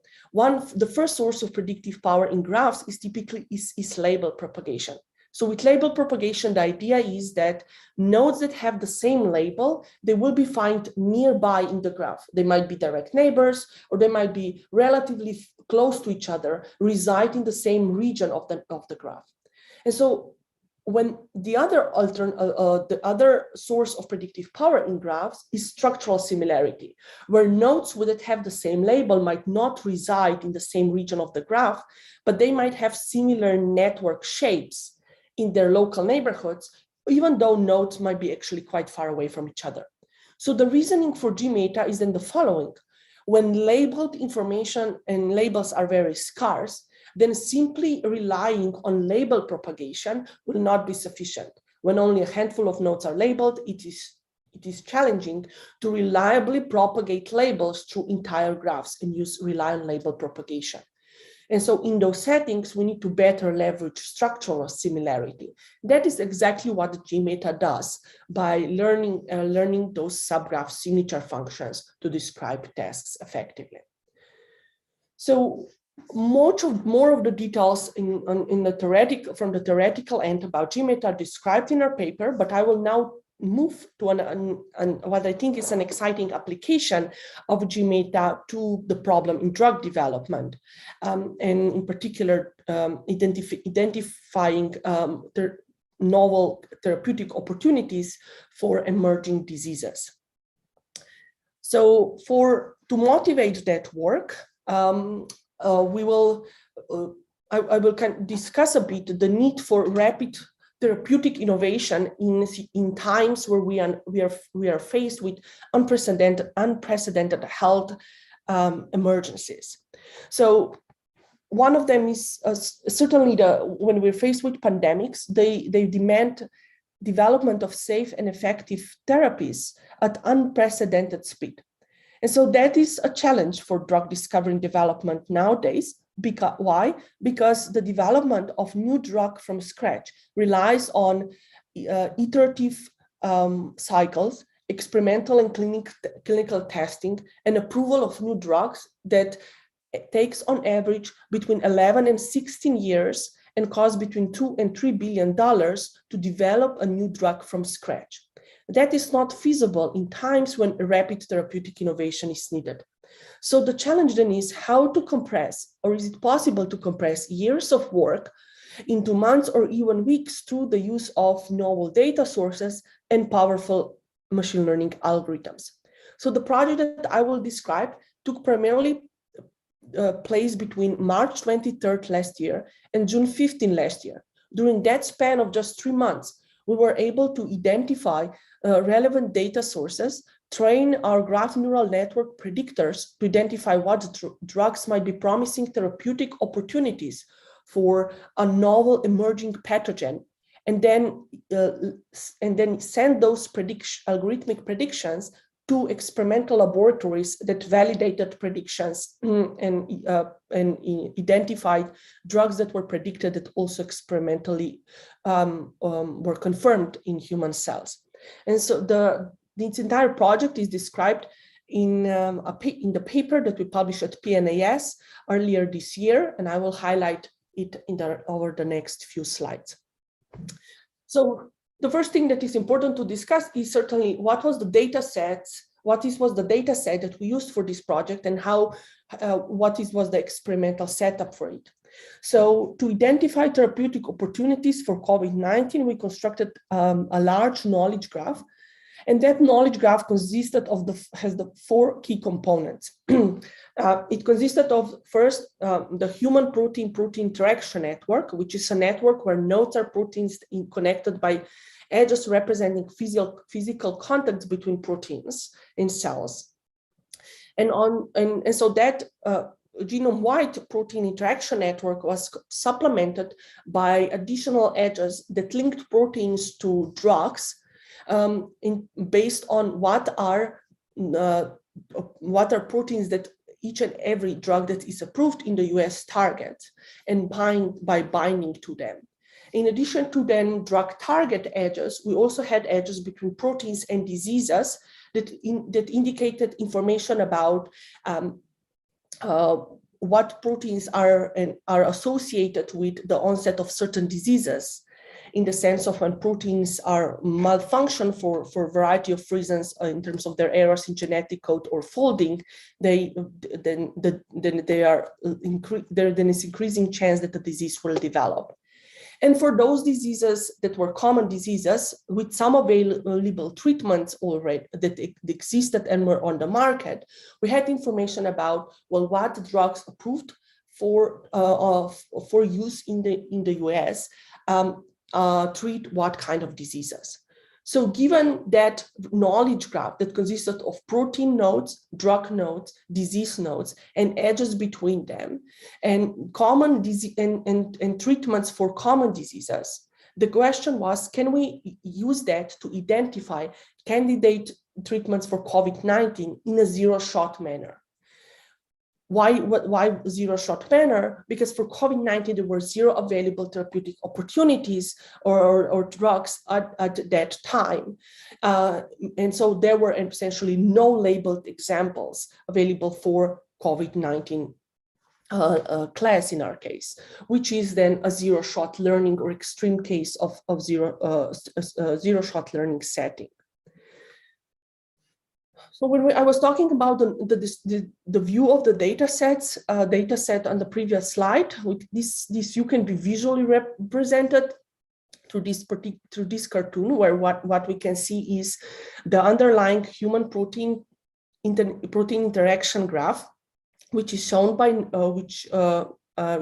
nodes and edges here in the central part of the slide, and then in that human interactome or human protein interaction network, we have a large number now of information about how drugs that are approved in the US target and affect human body by binding to certain proteins, and those proteins then propagate the effects of that binding event propagate by following edges of the network, and that's how the drug exerts its therapeutic effect.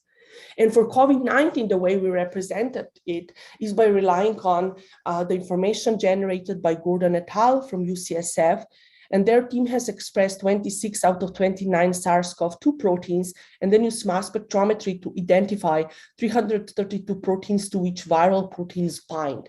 And so that was the information that we used to define a viral disease module or COVID-19 disease module that was a subgraph of the PPI network induced on those set of 332 human proteins that viral proteins bind to. So given that information, the way GMeta was instantiated for this problem of drug repurposing was in the following manner. During the meta training phase, we defined a large number of training tasks with the goal of the model identifying what are the underlying biological and network connectivity patterns that can distinguish between drugs that are likely to be safe and effective for a disease and drugs that will not work for the disease. And to extract those patterns, GMeta was tasked to first effectively predict treatments for diseases that we already understand well and for whom some treatments are available. So each of those training tasks was defined around a different disease. So training task 1 would be concerned with the model distinguishing between drugs that are approved for disease 1 versus drugs that are not approved for disease 1. And then training task 2 is defined in a similar way, but it's now focused on a different disease. And so we defined a large number of those tasks across many common diseases with some available treatments, so that at the meta testing phase, GMeta model was able to prioritize drugs for COVID-19, even though there were no examples of successful treatments. When we generated prediction lists, first, we wanted to understand and get some insight into, well, how trustworthy those predictions might be. And so to that end, we evaluated performance of predictions made by the algorithm against drugs that were considered in clinical trials at that time. So the results of that experiment are shown on the left part of the slide, where we see that the GMeta approach and graph neural network approaches used as individual predictors outperformed a variety of alternative algorithms based on network diffusion and classic drug repurposing predictors.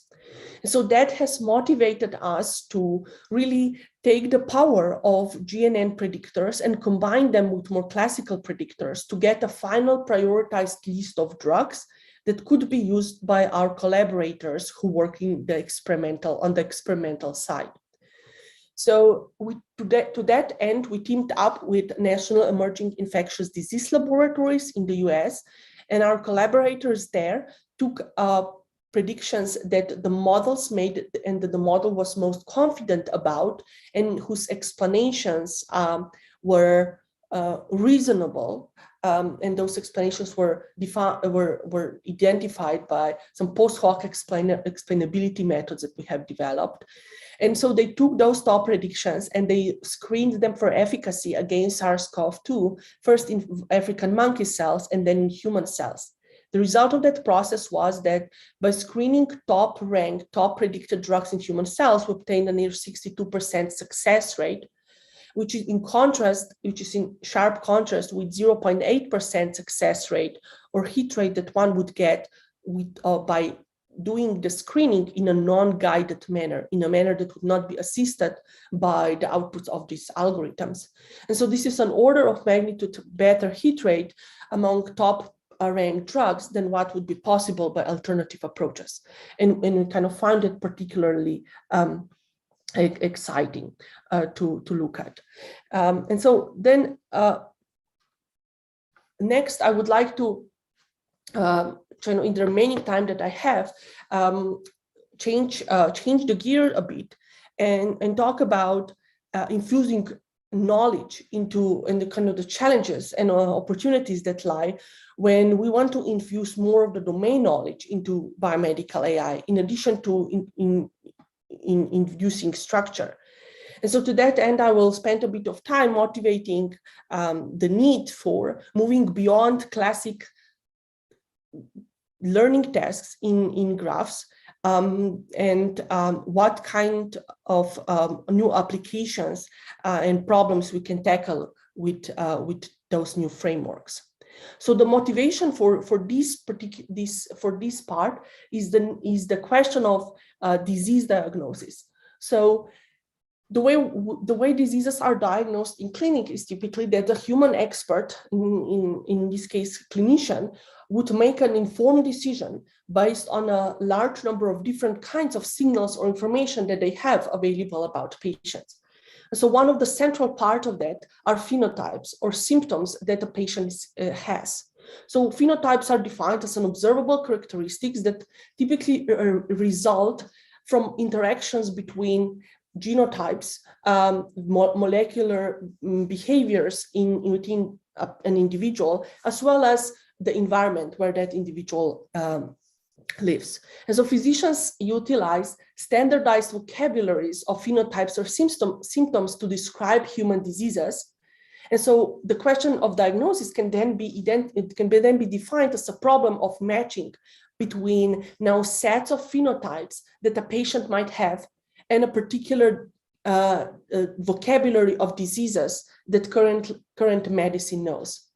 And so by modeling diseases then as collections or sets of phenotypes rather than individual concepts, one can diagnose patients based on sets of their presenting symptoms, as well as other types of information that describes the environment in which a patient lives and their molecular and genetic makeup. So from the problem definition standpoint, we can formalize this idea in the following manner. So think of a graph, consider a graph G that would be built by looking at the standard vocabulary of phenotypes, where nodes in that graph would represent phenotypes and edges would indicate semantic similarity between those phenotypes. And so in that setting, a patient is given by a set of phenotypes. So a patient is a subgraph of G. And the learning task then becomes, given that graph and a large number of patients, a large number of subgraphs on top of that graph, some of those patients already being diagnosed, meaning that their subgraph labels are available. The question is to predict the disease or identify candidate disease that the patient might have, defined as predicting the label that is most consistent with the phenotype subgraph.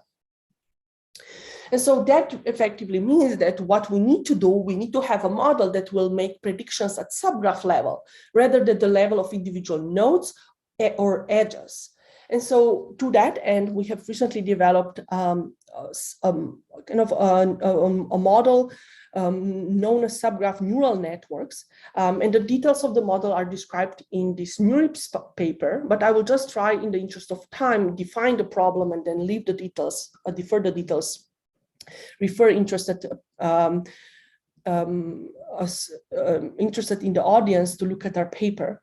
But the definition here is the following. We want to learn subgraph embeddings such that the likelihood of preserving subgraph topology will be maximized in the embedding space that we want to optimize for.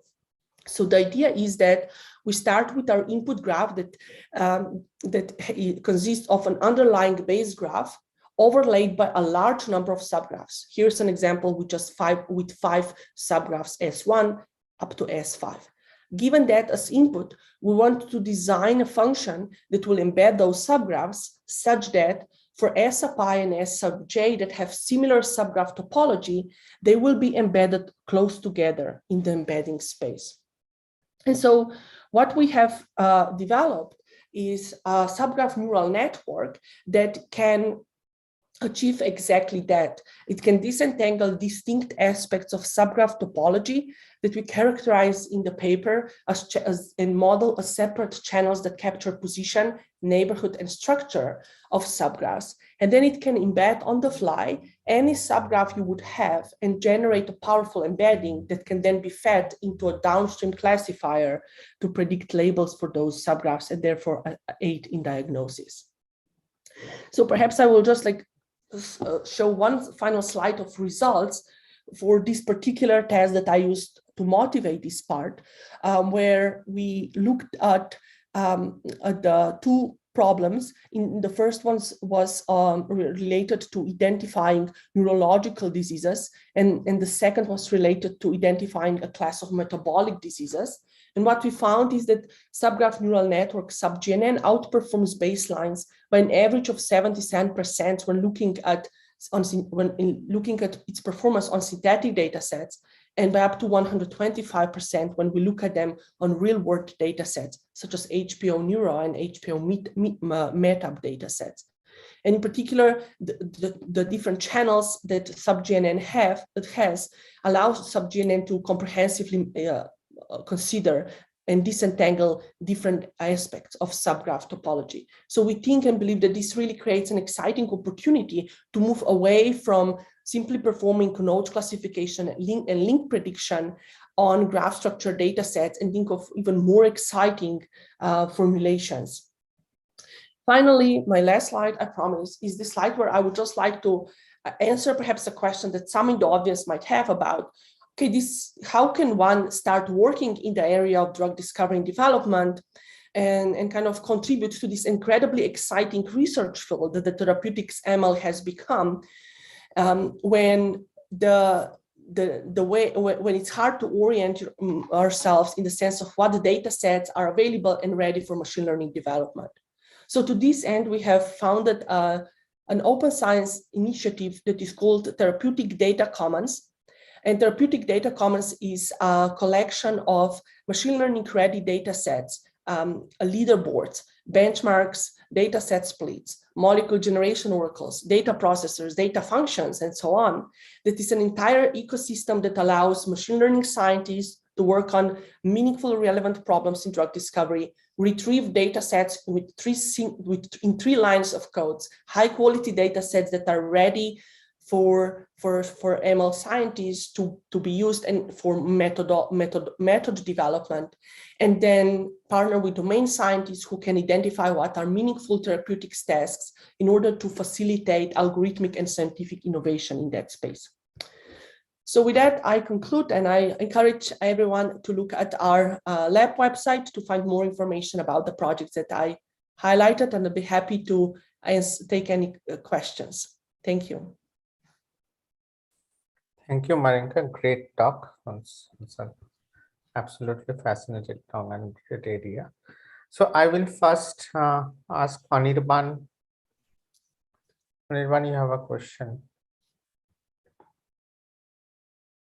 Oh, sorry, I didn't realize. Thank you. Beautiful talk. Beautiful talk. So my question is, I think we might have lost the context because it's from a little back, somewhere in the middle of your talk. So you were designing, when you were trying to sort of do few-shot learning using graphs, one of the methods that you mentioned that you would design a bunch of sort of different problems, right, in order to do the training. right? Difficult sort of problems in order to do the training, and then do the testing, right? The few shot training, so how do you design these training problems? That was my question, right? What is a nice way to go about to design the training problem so that my sort of final model is something that I really like? So yeah, so that's a great question, and the main challenge here relates to the notion of we want to design them in such a way that we can achieve positive transfer. What that means is that essentially when we will train the model on the final task, or which is the task that we're actually interested in, we will know that performance on that task will actually be better than if we would not use few-shot learning or those pre-training tasks or these auxiliary tasks in a way, right? So and that was a non-trivial question, actually very recently, because it is hard to ensure that we always achieve positive transfer. So when that became possible was through the use of techniques and strategies that allow us to define this, to define few-shot learning problems in a two-stage problems where we are training the model in the meta training phase. The way that is done is through using MAML, where we can essentially identify and kind of transfer information from one test to the other based on gradient optimization, rather than just manually trying to a priori identify how similar tasks are. And because of that, we don't need to manually feature engineer what the tasks are and how similar they are and how much information we should transfer from one task to the other. That is determined automatically by training the model in this meta training, meta testing phase through the use of MAML. And that is what GMeta does. Thank you so much. Again, thank you for the beautiful talk. Animesh, you have something to ask? Yeah, so thank you very much for the very interesting talk. So I was just wondering, like, probably I missed something somewhere. So is it not the case that in general, the idea of GNNs was to learn from a very small set of examples? So even when you showed the in one of your first few slides that there are a lot of labels available for the network to learn from, but I think the idea is to only supply a few of them as training examples, and then allow the network to learn from those set of small training examples. So I was just wondering, like, how is the general GNN framework like becomes more challenging in your problem case? Yeah, so probably what you think of a general GNN framework might be the neural message passing architecture that's actually learning how to propagate neural messages along edges of the graph.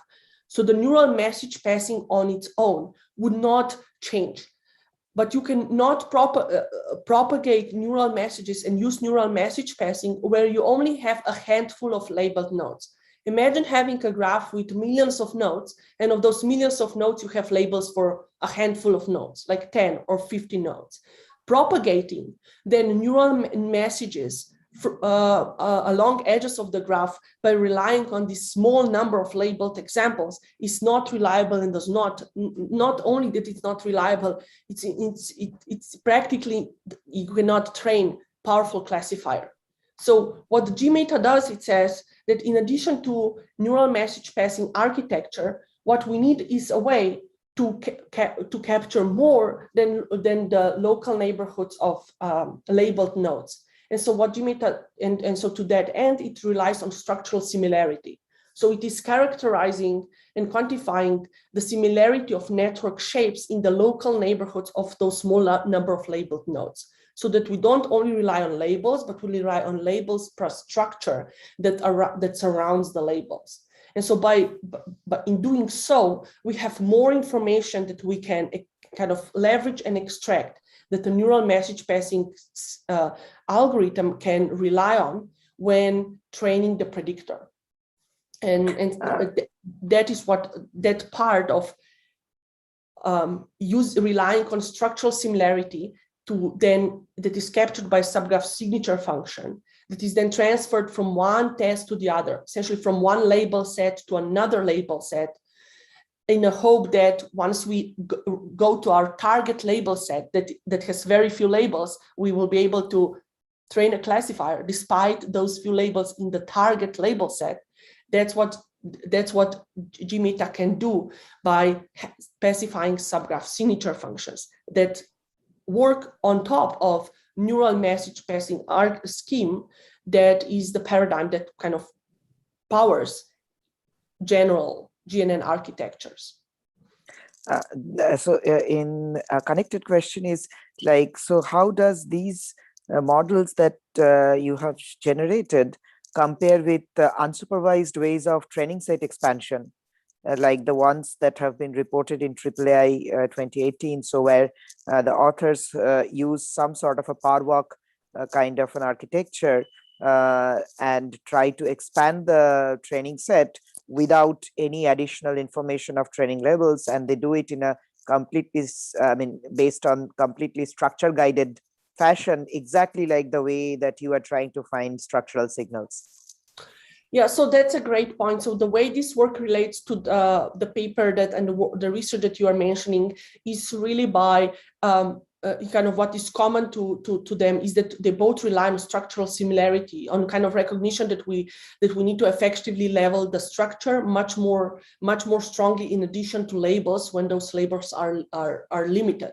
So and that is what GMeta does, and I believe that the paper that you're referring to is similar to it in that case, that structurally they rely on graph structural patterns in order to increase the size of the label set. Now, increasing the size of the label set in an unsupervised manner effectively means that we are imputing the label somehow, and so that might lead to propagation of errors in the underlying model. So an alternative way of addressing the problem of learning in settings where limited label data are available are few-shot learning strategies. And so GMeta is a few-shot learning strategy that kind of works under assumption that we have the very few labels for each of the class that we're interested in, and that's what we want to work with.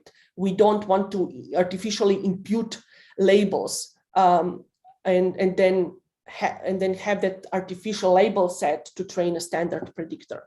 Though I completely acknowledge that's a kind of orthogonal perspective to this problem. Thank you very much. Thank you. So there are two questions. Since it's last, I will just allow. Ajay, I have given you permission to talk.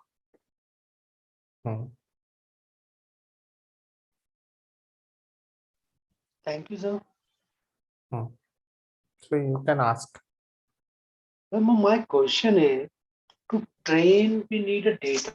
It's like wait till virus attack you and then to counter attack, which will of course take more time. So how can we do this in a proper way? My question is regarding COVID-19, and we are having a variant. We have changed ourselves from Delta to Omicron. Thank you. Did you listen? It was hard to understand the full question because there was some delay, at least on my end. But if I understood correctly, the question was about the evolving knowledge and the evolving data sets over time, in particular with the COVID repurposing example, where new variants are emerging and we have more information about or potentially even conflicting information about how the virus behaves and so on. So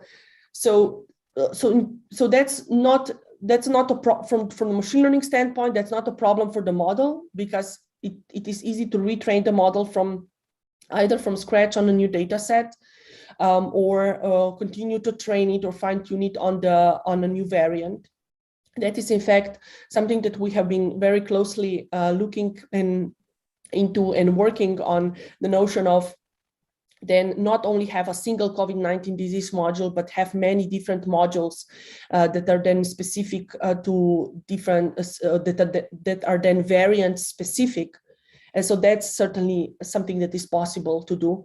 Another point that I'd like to make is that, in particular in the context of the pandemic, there is a number of conflicting information out there, or perhaps it often happens that what preliminary findings identified as promising information later turn out to be not true. And so that means, from the algorithmic standpoint, that we would essentially need to have a model that would be able to delete certain facts or certain predictions from the model over time, as those facts are not true anymore. And so that is also a topic that we are very interested in and are actively working on how one can essentially delete part of the data from GNN models when those in data sets are not, or individual data points are not relevant anymore. Yeah, thank you. Sai, you want to ask? Sai, you want to ask? I see your... Rohan?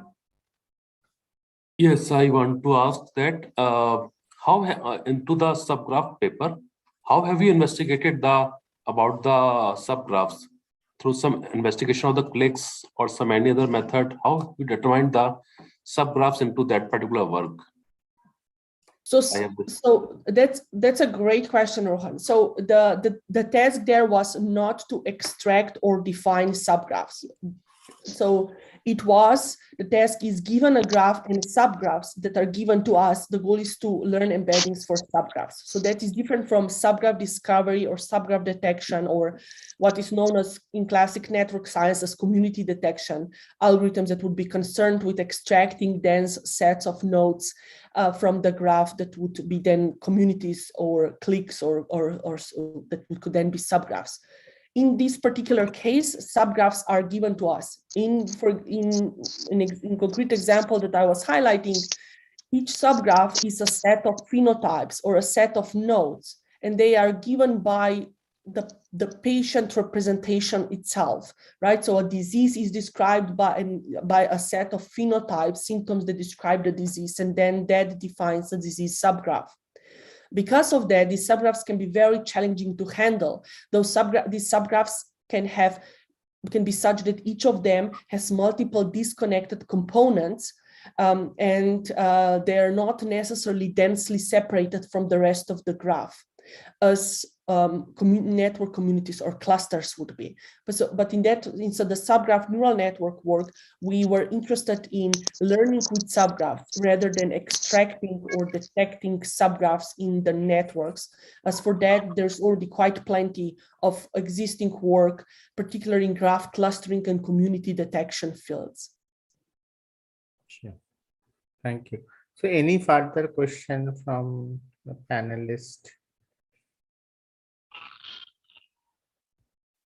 To Robert, Robert is also there. So if any questions there, you can take it. I think there has been somebody coming up. So there are two for the meta learning. You said there are label propagation and the local structure similarities are the main hypothesis. Based on that hypothesis, the meta learner could be able to learn. But there are cases where the heterophily, the node similarity could also have not be just as the biomedical data set, and there could be cases where the structure local similarity could also be not fully realized, where like long tail networks are. So in that scenarios, could both when both the hypotheses are not fully realized, is there a paradigm in the meta learning for that? Are you model able to learn those paradigms? Yes, so that's a great, fantastic question. And yes, you are absolutely right. I fully agree with you. I just didn't have a time to kind of go into those details during the talk. And so, yes, indeed, in the heterophily settings where we see a mixture of structural similarity and label propagation, and even in settings where there is some form of disassociativity between node connectivity and node features, in those settings that are particularly challenging for most GNN models, it can create challenges for GMeta as well. So it's something that we are actively looking into, and in particular to design GNN architectures for heterophily problems. I think for heterophily problems, we first need to have good GNN architectures that can learn well, even in the setting where labeled data are abundant, and then only later think about how to learn in those regimes when few labeled annotations, labeled information are available. I think there are some exciting works published at this year NeurIPS on heterophily graphs and GNN predictors. And I think those predictors, those neural message passing architectures could be used with GMeta to train GMeta predictors when limited labeled information are available, and you assumed and you would know that your underlying graph has some level of heterophily.